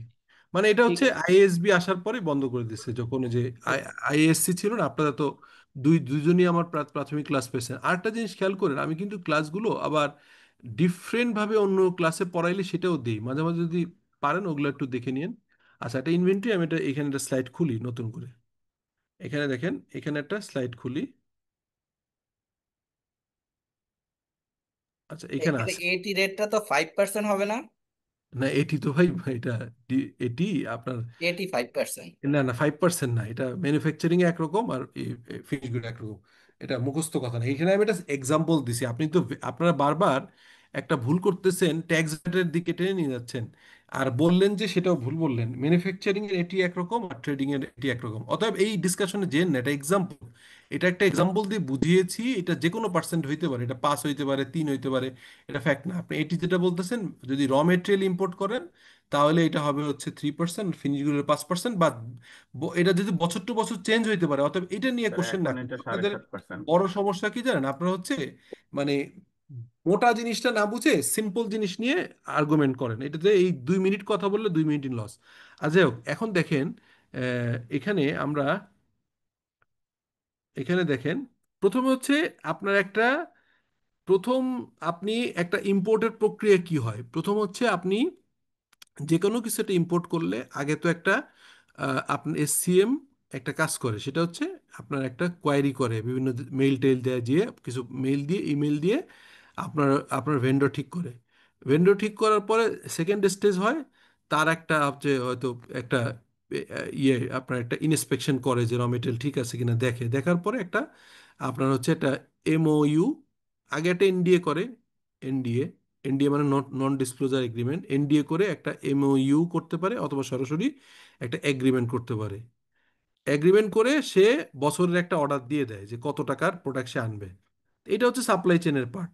এটা পাওয়ার পরে যখনই সে হচ্ছে ফার্স্ট হচ্ছে ইয়ে করে এটাকে ওই কনফার্ম করে যে কতটুকু করবে, তখন ওই আহ, যিনি ম্যানুফ্যাকচারার, যিনি হচ্ছে আপনাকে প্রোডাক্টটা দিবে, উনি বলে যে ভাই আপনি তো আমাকে বললেন যে এতটুকু কিনবেন, তাহলে আপনি একটা এলসি দিয়ে দেন, লেটার অফ ক্রেডিট দিয়ে দেন, কারণ আপনার অর্ডারের উপর আপনার মৌখিক এগ্রিমেন্টে আমি করছি না। তো এই এলসি গুলো দুই রকম হইতে পারে, একবারে সব কোয়ান্টিটি হইতে পারে, অথবা এলসির ভিতরেও ক্লজ থাকতে পারে যে আমি এলসি একবারে দিচ্ছি কিন্তু শিপমেন্ট হবে ভাগে ভাগে। তো যাই হোক, হোয়াট এভার দ্য কেস, তাহলে প্রথম প্রথম যেদিন ফার্স্ট আপনার এলসি ওপেন করে তখন হচ্ছে ব্যাংকে যে একটা খরচ খরচ হয়। ধরেন আমি ব্যাংকে গেলাম, একটা এলসি ফর্মের দাম হলো 300 টাকা, 300 টাকা। তারপরে আমি একটা ইন্স্যুরেন্স কাভার নোট রাখলাম, এলসি করার সময় একটা ইন্স্যুরেন্সের কাভার নোট দিতে হয়, ইন্স্যুরেন্সের খরচ হইলো ধরেন 20,000 টাকা। তারপরে হচ্ছে এলসি কমিশন গেল 10,000 টাকা। হ্যাঁ, তো এইগুলো যখন করলাম তখন আমি প্রথম যে অ্যাকাউন্টিং এন্ট্রিটা কি হয় বলেন তো, এখানে অ্যাকাউন্টিং এন্ট্রিটা কি হয়, যে তিনটা খরচ দিলাম, একটা হচ্ছে এলসি ফর্ম, আর একটা হচ্ছে এলসি কমিশন, এটা হচ্ছে কমিশন, আর এটা হচ্ছে ইন্স্যুরেন্স। হ্যাঁ, এই তিনটা মিলে অ্যাকাউন্টিং এন্ট্রিটা কি হবে, এই যে মেজারমেন্টটা কিভাবে করছে আমি সেটা বোঝাচ্ছি, বলো। এটা আসলে কোম্পানি ভেদে ইয়ে করা হয়তো বা অ্যাডভান্সের আগে অথবা স্টক ইন না, ট্রানজিট কোম্পানি ভেদে এটা আপনার এইসব অ্যান্সার আমি পছন্দ করি না, কোম্পানি ভেদে করবেন তাহলে কিন্তু এটা স্টক ইন ট্রানজিট ডেবিট হবে, ব্যাংক ক্রেডিট হবে। হ্যাঁ, এটা আপনার এটা কোম্পানি ভেদে না। কোম্পানি কি করলে ইম্পর্টেন্ট না, স্ট্যান্ডার্ড হচ্ছে আপনার এটাকে আপনার ওয়ার্ক ইন প্রোগ্রেসে ঢুকাইতে হবে, মানে এটা আপনি ইম্পোর্টে যে হচ্ছে এটা, তার মানে এটা একটা হেড আপনার হচ্ছে এই র মেটেরিয়াল ইন ট্রানজিট, নর্মালি যেটা হওয়ার কথা অ্যাজ পার দ্য কনসেপ্ট, র মেটেরিয়াল ইন ট্রানজিট, এরকম একটা হেড আপনি খুললেন, ঠিক আছে। তো এখানে আপনি দিয়ে দিলেন 30,000, 30,300 টাকা, ঠিক আছে। আর নিচে হবে হচ্ছে যদি এই সবগুলো ব্যাংকের মাধ্যমে দেন তাহলে ব্যাংক ক্রেডিট বা আপনার যা যা দিলেন এটা। ওকে, তাহলে এটা গেল। এরপরে হচ্ছে, এরপরে তো আপনার এইটা হওয়ার পর কিন্তু ওই ওখান থেকে শিপমেন্ট করবে আসবে, এরপরে আপনার কি হয়, আপনার ব্যাংকে আপনার হচ্ছে ডকুমেন্ট চলে আসে, ব্যাংকে হচ্ছে এলসি, এই যে আপনি ইম্পোর্ট করলেন এর ডকুমেন্টগুলো আসে। ডকুমেন্ট করলে সে আপনাকে ডাকে বা আপনাকে বলে দেয় যে আপনার এলসি ডকুমেন্ট চলে আসছে, আপনি রিটায়ারমেন্ট করেন। তখন আপনি, এখানে একটা কোশ্চেন হয় যে এই এলসিটা কি রিটায়ার করবেন অ্যাট সাইট? অ্যাট সাইট মানে হচ্ছে আপনি, অ্যাট সাইট মানে হচ্ছে যে এখনই আপনি মানে টাকা দিয়ে দিবেন, নাকি এটাকে আপনি হচ্ছে ডেফার্ড এলসি হবে। হ্যাঁ, মানে আপনি কোনোভাবে ক্রেডিট নেবেন, এটাকে বলে ডেফার্ড না বলি, ডেফার্ড হচ্ছে অন্যভাবে সহজভাবে বুঝাই দিই। ডেফার্ড না বলি, এটাকে বলি হচ্ছে যে আপনি কি এটা কোনো লেটস সে ইউপাস টিপাস করবেন কি, ইউপাস হচ্ছে, ইউপাস মানে আপনি এই টাকাটা এখন না দিয়ে ফরেন লোন নিলেন, অথবা লোকাল লোন নিলে বলে এলএটিআর, LATR, what ever the case. তো আপনি ধরলাম যে এই সংক্ষেপ বোঝানোর জন্য আপনি ব্যাংকের ডকুমেন্ট নেওয়ার সাথে সাথে আপনার ব্যাংকের টাকাটা দিয়ে দিতে হয়, এলসির টাকাটা দিয়ে দিতে হয়। তো তখন কি হয়, তখন হয় হচ্ছে এরকম, তখন হয় হচ্ছে আপনার সেকেন্ড যখন আবার হয়, তখন আবার হচ্ছে আপনার এই যে ইন ট্রানজিট ইন ট্রানজিট যোগ হয়ে যায়, ধরেন 1 লাখ টাকা ধরলাম সহজে বোঝানোর জন্য, 1 লাখ ক্রেডিট হয়, আবারও ব্যাংকে আপনার ব্যাংক অ্যাকাউন্ট থেকে টাকাটা কেটে নেয়, ঠিক আছে। তারপরে এটা গেল হচ্ছে ডকুমেন্ট ছাড়ানোর জন্য অ্যাড সাইড করলেন, এরপরে চিটাগাং পোর্টে যে আপনার কাস্টমস ডিউটি দিতে হলো। তো কাস্টমস ডিউটি যখন দেন তখন আবারও হচ্ছে এই আপনার ইন ট্রানজিট হয়, এবং হচ্ছে আপনার কাস্টমস ডিউটি আপনার যেটা হচ্ছে ব্যাংকের মাধ্যমে পে করেন ওইটা আপনার চলে যায় হচ্ছে যেটা নন রিফান্ডেবল ট্যাক্স এবং কাস্টম ডিউটি। ধরলাম এখানে আরো যোগ হইলো আপনার ধরেন লেটস সে 20,000 টাকা, 20,000। তাহলে এই যে তিনটা হিসাব করলেন, এটা কিন্তু কোনোটাই হচ্ছে আপনার পার্মানেন্ট অ্যাকাউন্ট না, এটা আপনি একটা, এটাকে বলা হচ্ছে যদি ইয়েতে বলেন আপনার টেম্পোরারি একটা অ্যাকাউন্ট ক্রিয়েট করলেন, র মেটেরিয়াল ইন ট্রানজিট, ঠিক আছে। এখন যখন সবগুলো পে হয়ে গেল তারপর আর একটা কি হয়, আপনার ফ্যাক্টরি ঘটে ঢোকার সময় এটা তো ডিউটি দিলেন, এছাড়াও আপনার লোডিং আনলোডিং খরচ হয়, এটা হচ্ছে আবারও র মেটেরিয়াল ট্রানজিট, খরচ হইলো, ক্যাশ থেকে পেটি ক্যাশ থেকে টাকা দিয়ে দিলেন লেটসে আরো 1,000 টাকা। তাহলে এই যে তিনবার 4বার করলেন, প্রথম এলসি করার সময় একটা খরচ দিছিলেন, তারপরে এই যে 1 লাখ টাকা আনছিল হচ্ছে এলসি রিটায়ারমেন্টের সময়, এটা হচ্ছে এলসি ওপেনিং এর সময়, এলসি রিটায়ারমেন্টের সময় ডিউটির টাকা প্লাস হচ্ছে ক্যারিং, এই লোকাল ক্যারিং এবং হচ্ছে লোডিং আনলোডিং 1,000 টাকা। তো যতবার র মেটেরিয়াল ইন ট্রানজিট করছেন তখনই তারপরে কি হবে, তখন আরএম ডেবিট হয়ে আপনার ক্রেডিট হয়ে যাবে র মেটেরিয়াল ইন ট্রানজিট, মানে যেটা আপনার ডেবিট করছিলেন হচ্ছে অ্যাসেট, টেম্পোরারি অ্যাসেট কি হয়েছিল, র মেটেরিয়াল ইন ট্রানজিট হচ্ছে ক্রেডিট হয়ে যাবে। তার মানে এই সময় এসে আপনি সমস্ত এই র মেটেরিয়ালকে রিকগনাইজ করলেন অ্যাজ এ কারেন্ট অ্যাসেট, আর যতগুলো current asset temporary account create করছিলেন ওটাকে ক্রেডিট করে আপনি নালিফাই করে দিলেন, অতএব ওইটা আর থাকলো না। এখন আপনার বইতে আছে আরএম। আরএমতে আবার পরে ভাগ হয়ে যাবে, সেটা হচ্ছে বছর শেষে বা পিরিয়ড শেষে, যে পিরিয়ডে, যে পিরিয়ডিক যদি করেন তাহলে এটা হচ্ছে গিয়ে সিও জিএসএ কিছু অংশ যাবে, আর যেটা থেকে যাবে এটা যাবে হচ্ছে কারেন্ট অ্যাসেটে, কারেন্ট অ্যাসেট সেকশনে হচ্ছে অ্যাজ এ ইনভেন্টরি। সো এই হচ্ছে total life cycle, inventory life cycle. তো এই এই যে কাজগুলো করলাম, এই কাজগুলো দুইটা পার্ট, একটা হচ্ছে এটাকে রিকগনাইজ করলাম এবং হচ্ছে মেজারমেন্ট করলাম।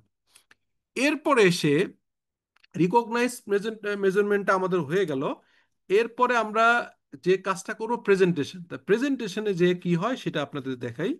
এই যে ধরেন এই আপনার রিকগনিশন মেজারমেন্ট হয়ে গেল, এটা তো আপনি ইনিশিয়ালি রিকগনিশন মেজারমেন্ট করলেন, করার পরে আপনার আরেকটা ঘটনা ঘটে, সেটা হচ্ছে ইনভেন্টরি অনেক সময় আপনার কি হইতে পারে বলেন তো, ইনভেন্টরির হচ্ছে বছর শেষে আপনার লস হইতে পারে, ঠিক আছে?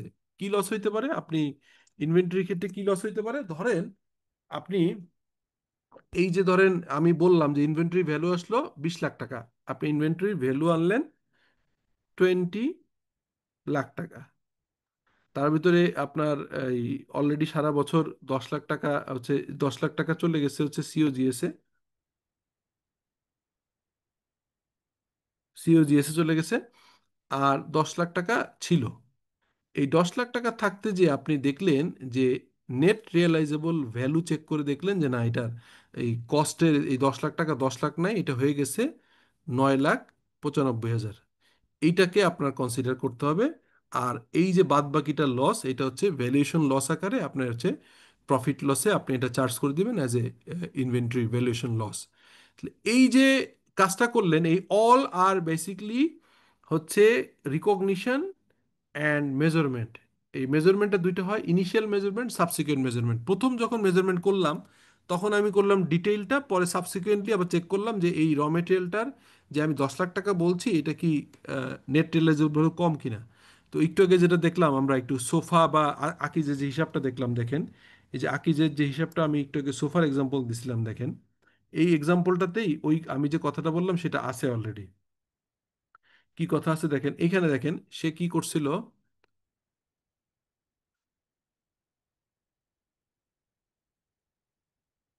সে দেখেন তার কস্ট কত, এখানে দেখেন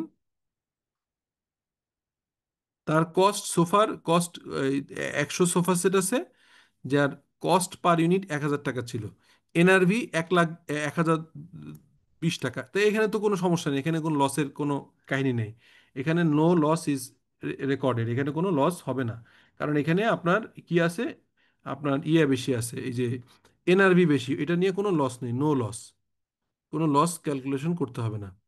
এখানে এসে দেখেন কস্ট অফ ডাইনিং টেবিল তৈরি করার খরচে 500 টাকা, কিন্তু মার্কেটে এখন এনআরভি আছে 50 টাকা, তাহলে এখানে প্রতি ইউনিটে 50 টাকা করে লস হবে, ঠিক আছে? এই 50 টাকা পার ইউনিট লস হবে, এই লসটা কত হবে ইন্টু 20, তার মানে এই ইন্টু 200, এই টাকাটা লসে চলে যাবে। তারপর একটা বেডের দাম হচ্ছে এনআরভি বেশি, কোনো সমস্যা নাই। তারপরে হচ্ছে এই ক্লোজেটেড এনআরভি বেশি, কোনো সমস্যা নেই, কিন্তু লাউঞ্জ চেয়ারে আবার সে দেখা যাচ্ছে এনআরভি কম, তাহলে এখানে 50 টাকা করে লস, তাহলে এখানে 50 × 500 এইটা লস হবে, আর এখানে এই যে ডাইনিং টেবিলে 200 × 50 এইটা লস হবে। এই লসটাকে বেসিক্যালি ইনভেন্টরির যে আমি ভ্যালুয়েশন করলাম, যেটা সিও ইয়েতে যাচ্ছে, অ্যাসেটে যাচ্ছে, অ্যাসেটে আমার আপনার কস্টের থেকে এনআরভি কমের কারণে এইটা আপাতত আমাকে লস রিকগনিশন করতে হচ্ছে। সো এটা আমরা এখন বুঝতে পারলাম যে আমাদের এখানে আসলে ইনভেন্টরির রিকগনিশন এবং মেজারমেন্টে যে আমাদের এই কাজগুলো করতে হয়। আর প্রেজেন্টেশন কোনটা? প্রেজেন্টেশন হচ্ছে এই যে আপনি স্কোয়ারের যেটা দেখছিলেন, এইটা হচ্ছে প্রেজেন্টেশন। এই প্রেজেন্টেশনে দুইটা পার্ট আছে, খেয়াল করেন। একটা পার্ট হচ্ছে এই সিওজিএস এর প্রেজেন্টেশন, এখানে কিভাবে দেখানো হচ্ছে, আর এই 22 নম্বর নোটের ডিটেইল বলা আছে। আবার ব্যালেন্স শিটে যদি যান তাহলে দেখবেন এই যে অ্যাসেট, তার আন্ডারে নন কারেন্ট অ্যাসেট আর কারেন্ট অ্যাসেট, এই কারেন্ট অ্যাসেটের ভিতরে ইনভেন্টরি দেওয়া আছে, এবং এই ইনভেন্টরি আবার 8 নম্বর নোটে দেওয়া আছে। সো 8 নম্বর নোটের আপনি প্রেজেন্টেশনটা দেখতে হবে যে কিভাবে ওইটা নোট এবং ডিসক্লোজার, একটা হচ্ছে এটা গেল প্রেজেন্টেশন, ব্যালেন্স শিটে আপনি ইনকাম স্টেটমেন্ট প্রেজেন্ট করলেন, আর সেইটারই আবার ডিসক্লোজার করলেন ডিটেইল করে, এইটা ডিসক্লোজার। এই যে আপনার নোটে যেটা আছে দ্যাট ইজ দ্য ডিসক্লোজার, যে আপনি ইনভেন্টরি কস্ট অফ গুডস সোল্ডে কিভাবে ঢুকছে আর কিভাবে রাখছেন। তাহলে এই দেখেন অ্যাসেটের রিকগনিশনটা, অ্যাসেটের কারেন্ট অ্যাসেটের আপনি কিভাবে রিকগনিশন করছেন, র মেটেরিয়াল কত, আপনার প্যাকিং ম্যাটেরিয়াল কত, ওয়ার্কিং প্রোগ্রেস কত, ফিনিশ গুড কত, এক্সপায়ার পার্টস কত, ইন ট্রানজিট কত। সো এই কথাগুলো অলরেডি কিন্তু আমি আপনাদের ডিটেইল আলাপ করছি। তাহলে এই যে IS2, এই IS2 এর প্রথম ছিল recognition, then measurement, then presentation. প্রেজেন্টেশনে আমরা দেখলাম ব্যালেন্স শিট এবং income statement, and then disclosure হচ্ছে এই যে নোট টোট এগুলো ডিটেল করলাম। এছাড়াও আরও একটা ডিসক্লোজার আছে দেখবেন, সেই ডিসক্লোজার কি সেটাও আপনাদের দেখতে হবে। সেটা হচ্ছে এই যে একটু আগে আমি যে ডিসক্লোজারের কথা বললাম, আরো একটা ডিসক্লোজার আছে। সেই ডিসক্লোজারটা আপনি পাবেন কোথায়? এই যে দেখেন আপনি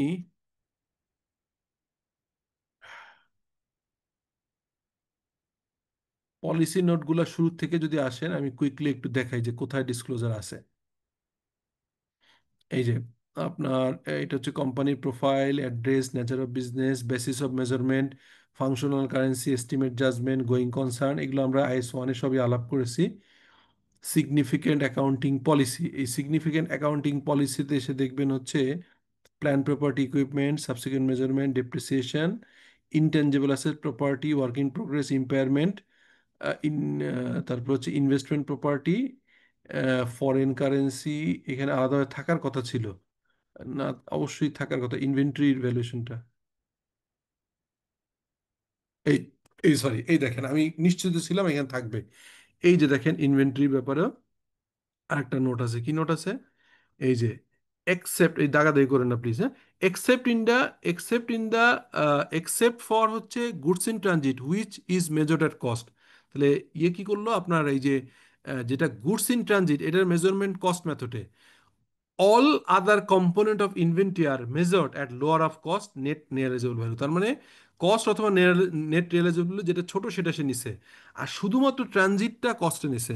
net realisable value is derived by deducting any expense incurred to make the sales from the estimated selling price in the ordinary course of business। ওই যে শুরুতে আমি যেটা দেখাচ্ছিলাম, এই যে আপনারা যখন শুরুতে একটা শিটে দেখাচ্ছিলাম, দেখেন এইখানে যে নেট রিয়েলাইজেবল ভ্যালু যে বের করছিলাম, এই নেট রিয়েলাইজেবল ভ্যালুটাই হচ্ছে মূলত ওইখানে ওই নোটে বলা আছে যে তাদের শুধুমাত্র যেটা ওয়ার্ক ইন প্রোগ্রেস থাকে, এই ওয়ার্ক ইন প্রোগ্রেস থাকা ছাড়া সমস্ত জিনিসগুলোই তারা হচ্ছে কি করছে, এই দেখেন তারা হচ্ছে শুধুমাত্র ওয়ার্ক ইন প্রোগ্রেস যে যেটাকে আছে goods in transit, goods in transit বা র মেটেরিয়াল ইন ট্রানজিট যাই বলেন। আমি ওখানে লিখছিলাম হচ্ছে র মেটেরিয়াল ইন ট্রানজিট, বা এখানে আরও বেটার হয় গুডস ইন ট্রানজিট নামে দিলে। যাই হোক, এই গুডস ইন ট্রানজিটটা হচ্ছে কস্ট মেথডে, আর সবগুলো হচ্ছে ওই যে নেট রিয়েলাইজেবল ভ্যালু মেথডে। তো এখানে গেল হচ্ছে অর্ডিনারি, আর cost of the material and cost of the material and consumable spare parts are determined based on the weighted average method. Already weighted average method আপনাদেরকে বলেছি। Work in progress is stated to cost to complete the respective product. আচ্ছা, cost comprise purchase cost, conversion cost and other cost incurred in bringing the existing location and condition. Conversion cost including systematically allocated production overhead that is incurred in the converting raw material for the into finished good. Goods in transit represent the cost incurred till the reporting date for the item of inventories that are yet to be received. এখন আসে নাই। আর spare parts consist of spare and replacement parts and supplies used in or to facilitate the production of finished good in ordinary course of business, but do not include the raw material, work in progress or packing material. Packing material ছাড়া তারপরে হচ্ছে র material ছাড়া, work in progress ছাড়া spare parts নামে একটা inventory আছে, যেটা ছোটখাটো মেশিন পার্টস, যেটা হচ্ছে প্রোডাকশন প্রসেসে হেল্প করে, কাজে লাগে। Any obsolete stock is abnormal loss incurred in the recognition of the expense. এই দেখেন, এই কথাটাও বলে দিচ্ছে। আমি এটা খেয়াল করি নাই যে এত সুন্দর করে এখানে নোট আছে, বাট আমি কিন্তু অলরেডি লসের কথাটা বলছি। এই দেখেন, any obsolete stock or abnormal loss incurred are recognised in the expense of the respective period. এই যে পিরিয়ড কস্ট বললাম, আপনাদের শুরুতেই বলছিলাম যে পিরিয়ড কস্ট মানে হচ্ছে এটা চলে যাবে হচ্ছে প্রোডাক্টের ভিতরে, আর বাদ বাকিটা পিরিয়ড কস্ট। তাহলে এখানে বোঝা গেল যে আপনার একটু আগে এনআরভির যে লস বের করলাম, সোফার ক্যালকুলেশন করলাম বা হচ্ছে ডাইনিং চেয়ারের ক্যালকুলেশন করলাম, সেইখানে যে ক্যালকুলেশন করে দেখতে পেলাম যে আপনার যে লসটা হয়েছে, লসটা is a abnormal natural loss. এটা অ্যাবনর্মাল লস হিসেবে ট্রিট করতে হবে as per their accounting policy, এবং এইটাকে প্রোডাক্ট কস্ট হিসেবে না রেখে অ্যাবনর্মাল লসটাকে পিরিয়ড কস্ট হিসেবে দেখাবে।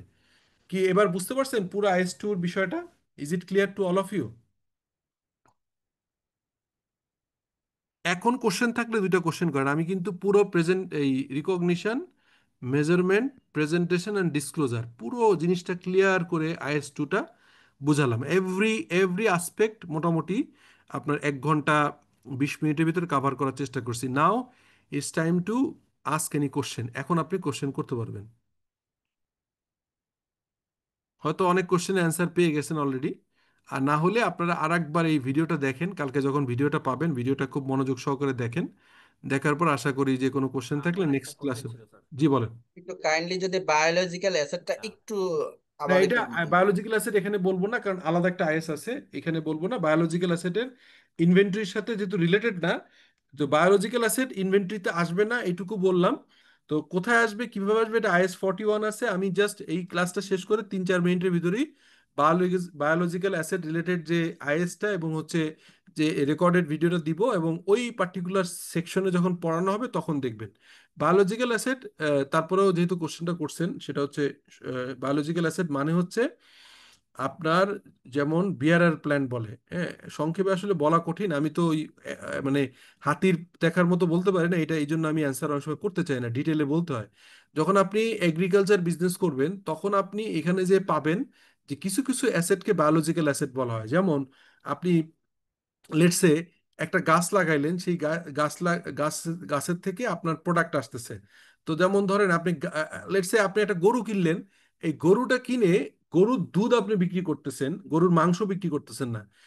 ইফ আপনি যে ব্যবসাটা করেন, যে গরু কিনে গরু বিক্রি করেন, এটা যদি হয়, তাহলে আপনি এটা কিন্তু আপনার একরকম ট্রিটমেন্ট হয়, তখন ইনভেন্টরি গরু হয়। আর যদি গরুটাকে আপনি যদি রেখে দেন এবং ওখানে দুধ বিক্রি করেন, তখন দুধ ইজ এর ইনভেন্টরি। সো এই রিলেটেড ইস্যুগুলোকে বেয়ারার প্ল্যান্ট এবং হচ্ছে আপনার বেয়ারার প্ল্যান্ট এবং বায়োলজিক্যাল অ্যাসেটে ভাগ করা আছে। আমি এই ক্লাস শেষে আপনাকে ডিটেলটা দিয়ে দিচ্ছি, ওখান থেকে একটু দেখে নিন। যদি তারপরেও বুঝতে অসুবিধা, নেক্সট ক্লাসে অ্যান্সার করবো, এটা আপাতত করছি না। এখন নেক্সট আরেকটা কোশ্চেন করেন প্লিজ। আমার একটা স্যার কোশ্চেন আমি ছিল একটা আর কি। কোশ্চেন করছিলাম। স্যার যেটা হচ্ছে অনেক কোম্পানি তো ইনভেন্টরি গুলো যে হিসাব রাখে আপনি যেভাবে বললেন এইভাবে, কিন্তু কিছু কোম্পানির ক্ষেত্রে দেখা যায় কিনা আমি নট ফর শিওর, তবে আমার কোম্পানিটা ইনভেন্টরি ভ্যালুয়েশনের ক্ষেত্রে যেটা করে থাকে, বিল অফ এন্ট্রির যে রেটটা থাকে মানে যে মূল্যটা থাকে সেটাতে ইউনিট প্রাইস মানে কোয়ান্টিটি দিয়ে যে ইউনিট প্রাইস থাকে সেটাতে সংরক্ষণ করে। আর বাকি অন্যান্য যে খরচগুলো থাকে সেগুলো ডিরেক্ট কস্ট হিসেবে সেগুলো সি ও জিএস এর সাথে এটা দেখানো হয়। এটা রং তো প্র্যাকটিস, এটা করা যাবে না। যদি আইএস কমপ্লাই করেন, এটা হবে না, ঠিক আছে? এটা রং কনসেপ্ট। হ্যাঁ, যেভাবে দেখিয়েছি এভাবেই করতে হবে, ঠিক আছে? ওইটা আপনার আর আইএস কমপ্লাই ঠিক। করছেন। এলএটিআর এর ইন্টারেস্ট এটা কি প্রোডাক্ট কস্টের সাথে যাবে? এটা হচ্ছে এলএটিআর এর কস্টটা, হচ্ছে এলএটিআর এর কস্টটা যাবে কি যাবে না, এটা আরেকটা জিনিস আছে, সেটাকে বলা হয় হচ্ছে আপনার কোয়ালিফাইং অ্যাসেট। কোয়ালিফাইং অ্যাসেট মানে হচ্ছে, আমি আপনাদেরকে বলি, যে ধরেন একটা প্রোডাক্ট তৈরি করার জন্য আপনার যদি টাইম বেশি লাগে, লেটস সে আপনি একটা ইয়ে তৈরি করতেছেন, আপনার একটা বিল্ডিং তৈরি করছেন, সেটা হচ্ছে একটা পিরিয়ডের বেশি সময় লাগতেছে। তো এই যদি কোয়ালিফাইং অ্যাসেট হয়, যেটা একটা পিরিয়ডের বেশি লাগে, তখন এর ফাইন্যান্স খরচটা ওইখানে আলাদাভাবে আপনার এর ভিতরে ঢুকানোর কথা, কিন্তু নর্মালি যদি আপনি ব্যবসা করতে যে এই র মেটেরিয়াল কেনাটা আপনার ব্যবসার খরচ, অর্থাৎ এইখানে আপনি ওনাররা টাকা দিবে, ওনাররা এটা ইনভেস্ট করে ওনার থেকে এখান থেকে প্রফিট নিবে। অতএব এই খরচগুলো নর্মালি আপনার হচ্ছে ফাইন্যান্স কস্ট হিসেবে আলাদা দেখানোর কথা, যেহেতু এই ব্যবসাটা করার কথা আইদার আপনি ওনারা টাকা দিবে, অথবা আপনি হচ্ছে শেয়ার বিক্রি করে টাকা দিবেন, অথবা আপনি হচ্ছে ব্যাংক লোন করবেন, তো এটা সবই ফাইন্যান্স কস্টে যাবে। তো যদি কোয়ালিফাইং অ্যাসেট হয় তাহলে ইনভেন্টরিতে ঢুকবে, আর কোয়ালিফাইং অ্যাসেট না হলে ইনভেন্টরি ঢুকবে না। সো আমি নর্মাল র মেটেরিয়াল আমরা ইনভেন্টরি ঢুকাবো না, এটাই হচ্ছে accounting policy most most of the কেসে, যে আমরা এটা কোয়ালিফাইং অ্যাসেট যেহেতু না, এটাকে ফাইন্যান্স কস্ট হিসেবে আলাদা দেখাবো। Any other question?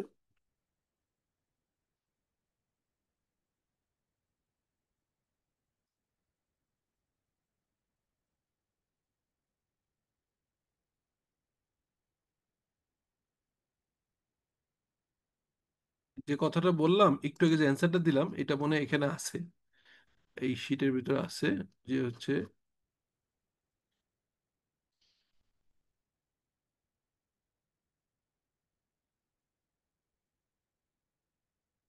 কোন একটা জায়গায় আছে, যে হচ্ছে আপনি এটা যদি এই যেমন লিফোটা নাই, এটা এখানে আছে, এই জিনিসগুলো সব আছে, যে আপনার ইনভেন্টরির ভিতরে আপনার ইয়ে ঢুকবে না, আপনার হচ্ছে ফাইন্যান্স কস্ট ঢুকবে না, কারণ ওটা কোয়ালিফাইং অ্যাসেট না। এটা একটা আলাদা আইএস আছে, IS-23। জাস্ট আপনার যিনি কোশ্চেন করছেন সাপ্লিমেন্টারি বলি, সেটা হচ্ছে IS-23-তে বরোয়িং কস্ট নামে একটা আইএস আছে। এই বরোয়িং কস্ট IS-23 অনুযায়ী যদি এটা কোয়ালিফাইং অ্যাসেট হয়, অর্থাৎ যদি প্রোডাকশনের ভিতরে টাইমটা এমন হয় যে প্রোডাকশনটা এক একটা একটা ফাইন্যান্সিয়াল ইয়ারের বেশি লাগতেছে, তখন এই ইনভেন্টরিতে কস্টটা ঢুকানো যায়। আর যদি এমন হয় যে না, ইনভেন্টরি কিনে এই পিরিয়ডের ভিতরেই বিক্রি করে ফেলছি, বা এই পিরিয়ডে তৈরি হয়ে যাচ্ছে, 1 বছরের বেশি প্রোডাকশন প্রসেস না, তাহলে এটা আমরা ঢুকাই না, এটাকে এই হচ্ছে ফাইন্যান্স কস্ট হিসেবে আলাদা থাকে। কোনো কোশ্চেন আছে আর কোনো? Sir, any? আমার একটা কোশ্চেন স্যার, স্টক বলেন। এবং ইনভেন্টরির তফাৎটাকে একটু স্যার বলা যাবে? স্টক আর ইনভেন্টরি কোনো ডিফারেন্স নেই। এটা স্টক বলে হচ্ছে এই মানে নামের ভিন্ন ভিন্ন, ধরেন আপনার নাম, আমার নাম হচ্ছে শফিকুল আলম, এখন অনেকে বলে মিস্টার আলম, অনেকে বলে হচ্ছে শফিক, এরকম নাম, আর কিছু না। তার মানে একই জিনিস স্যার। হুম। Thank you sir. হুম। এই কোশ্চেনটা পছন্দ হলো না, কারণ এটা স্টক আর ইয়ে, এটা তো আমাদের কমন জানা কোশ্চেন, এরকম ইয়ে। আচ্ছা বলেন তারপরে, আর কোনো কোশ্চেন আছে? এই বরোইং কস্টের কোশ্চেনটা ভালো ছিল, যে এটা আপনার ইনভেন্টরি ঢুকবে কিনা, এটা একটা ভালো কোশ্চেন। লাস্ট কোশ্চেন, আজকের লাস্ট কোশ্চেন,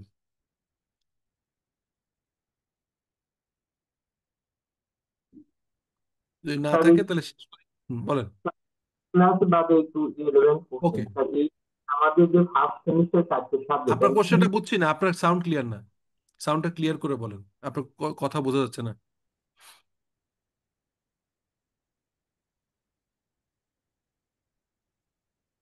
ইকো হচ্ছে, শোনা যাচ্ছে না, একবার বলেন।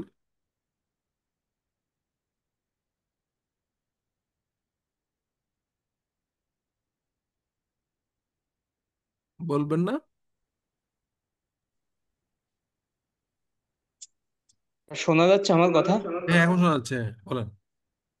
বলছি যে আমরা যে ক্লাসগুলো করছি বা আমাদের যে প্রথম সেমিস্টারে যে 4টে সাবজেক্ট আছে, ফিনটেক বাদ দিলে আর 4টে আচ্ছা, সাবজেক্ট এইগুলো, এই রিলেটেড কোশ্চেন কোনো এখানে না, এই বুক কোশ্চেন ওদের সাথে আলাপ করবেন, এটা এই কোশ্চেনের আছে অ্যান্সার নাকি? না, এটা এটা অন্য, আপনার ইয়েতে জিজ্ঞেস করেন, এই ক্লাস রিলেটেড কোশ্চেন, অন্য কোনো কোশ্চেন করেন না। অন্য কোশ্চেন আপনি ওইখানে জিজ্ঞেস করেন, ওদেরকে ফোন করে জিজ্ঞেস করেন, আপনি এই রিলেটেড ও, ক্লাসে। হ্যাঁ জি, বলেন। না, এই রিলেটেড স্যার আমার ও, কোশ্চেনে এটা একটু জানার জন্য আর কি। ওকে, ঠিক আছে, ওইটা ইয়ে, এখানে ক্লাসে কে আছেন ওনার সাথে যোগাযোগ করুন, উনি কি জানতে চাই জানাই দেন। হ্যাঁ বলেন প্লিজ। আচ্ছা, জি, আর কোনো কোশ্চেন? তাহলে আজকের মতো শেষ করি ভাই। ওপেনিং প্লাস ওকে ক্লোজিং স্যার। ইনভেন্টরি। বুঝি নেই, ওপেনিং প্লাস ক্লোজিং ইনভেন্টরি। বুঝি নেই, কোশ্চেনটা বলেন, ভালো করে বলেন। ওপেনিং ক্লোজিং ইনভেন্টরি মানে কি, কি কোশ্চেন জিজ্ঞেস করছেন? কোশ্চেনটা বলেন ভাই।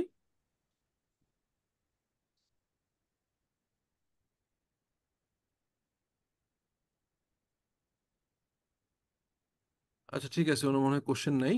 তো থ্যাংক ইউ। মানে ক্লাসটা একটু আরেকবার দেখেন, আমি ডিটেইল, যেহেতু অনেক ডিটেইল করে বললাম, আর আপনারা কালকে এটার সব PDF কপিগুলো পেয়ে যাবেন, এটা একটু দেখেন।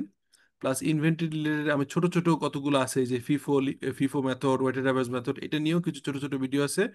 আর একজন যেটা বললেন হচ্ছে আপনার IS 41 এগ্রিকালচার রিলেটেড, ওই ভিডিওটা দিয়ে দিচ্ছি, যদিও এটা আপনার সবার জন্য ম্যান্ডেটরি না, যিনি জানতে চাইছেন বায়োলজিক্যাল অ্যাসেট উনি ওইটা দেখেন, অন্যরা যদি দেখতে পারেন ভালো, না হলে কোনো অসুবিধা নেই। সো স্যার এই এক্সারসাইজ কিটগুলো কি স্যার কাইন্ডলি আপনি শেয়ার এটা করবেন? সবসময় তো পেয়ে যান ভাই, গত ক্লাসে সবগুলো পেয়েছেন, না না, এবারও ওয়ার্ড পাবেন। ওয়ার্ড ফাইলের গুলো, ওয়ার্ড ফাইলের গুলো। ওয়ার্ড ফাইল না, ওয়ার্ড ফাইল কোনো দেওয়া হয় না, এটা PDF, কারণ এটা তো ইন্টেলেকচুয়াল প্রপার্টি, এটা আমার প্রপার্টি। আপনার ওয়ার্ড হইলে তো আবার না অন্য না, এটা। আপনি PDF করে দেন, এটা সমস্যা নেই স্যার, মানে এই সবই তো পেয়েছেন ভাই, আপনারা শোনেন, আপনাদের সমস্যা আপনার ক্লাসের সবগুলো জিনিস আপনারা কিন্তু, এই যে ক্লাসের লেকচার ভিডিও কবে পাবো রে ভাই? পরের দিন আমি গত ক্লাসে ক্লিয়ার করেছি যে আপনার ক্লাসের পরের ওয়ার্কিং ডেতে পেয়ে যাবেন। সো কালকে ওয়ার্কিং ডে, কালকে পেয়ে যাবেন। আর আমি গত ক্লাসের সবগুলো জিনিস নিজের দায়িত্ব নিয়ে পাঠায় কনফার্ম করছি, গ্রুপে দেখেছি, সবগুলো পেয়েছেন, তারপরে আপনি জিজ্ঞেস করলেন পাবেন কি পাবেন না। সো এই ধরনের যে জিনিসগুলো সেটেল ইস্যু, এটা নিয়ে যদি কথা বলেন তাহলে হয় কি, ওই যে বললাম যে আমাকে কষ্ট দেয়া, যে আপনি জানা জিনিস, আপনি যদি আমি যে জিনিসগুলো দেখালাম সেই জিনিসগুলো যদি না পান তাহলে বলেন যে এটা পাইনি। বাট পাওয়ার পরেও যদি আবার একই কোশ্চেন করেন, এটা তো থ্যাংক ইউ। পাইছি স্যার, থ্যাংক ইউ স্যার, পাইছি, সব পাইছি স্যার, থ্যাংক ইউ। রাইট, তো ওই যিনি উনি হচ্ছে স্যার। না জেনে কথা বললে তো সমস্যা। জি জি থ্যাংক ইউ, স্যার। আসসালামু আলাইকুম। জি কিছু বলবেন? স্যার কাইন্ডলি স্যার ওই আপনার ওই স্কোয়ার ফার্মার যে শীটটা আছে, হ্যাঁ ওইটার একটু যদি PDFটা একটু দিতেন। আচ্ছা দিয়ে দিচ্ছি, আমি বললাম তো জি এটাও তো স্যার। ভাই একই কথা, আমি যে দেখিয়েছি ক্লাসে, আবারও রিপিট করি, যে যে জিনিসগুলো আপনাদেরকে এখানে আমি দেখিয়েছি সবগুলোই দিয়ে দিব। So, আলাদাভাবে তো বলার দরকার নেই, যা যা দেখিয়েছি সবগুলো দিয়ে দিব, এটা তো দুইবার বললাম। ঠিক আছে, থ্যাংক ইউ, আসসালামু আলাইকুম।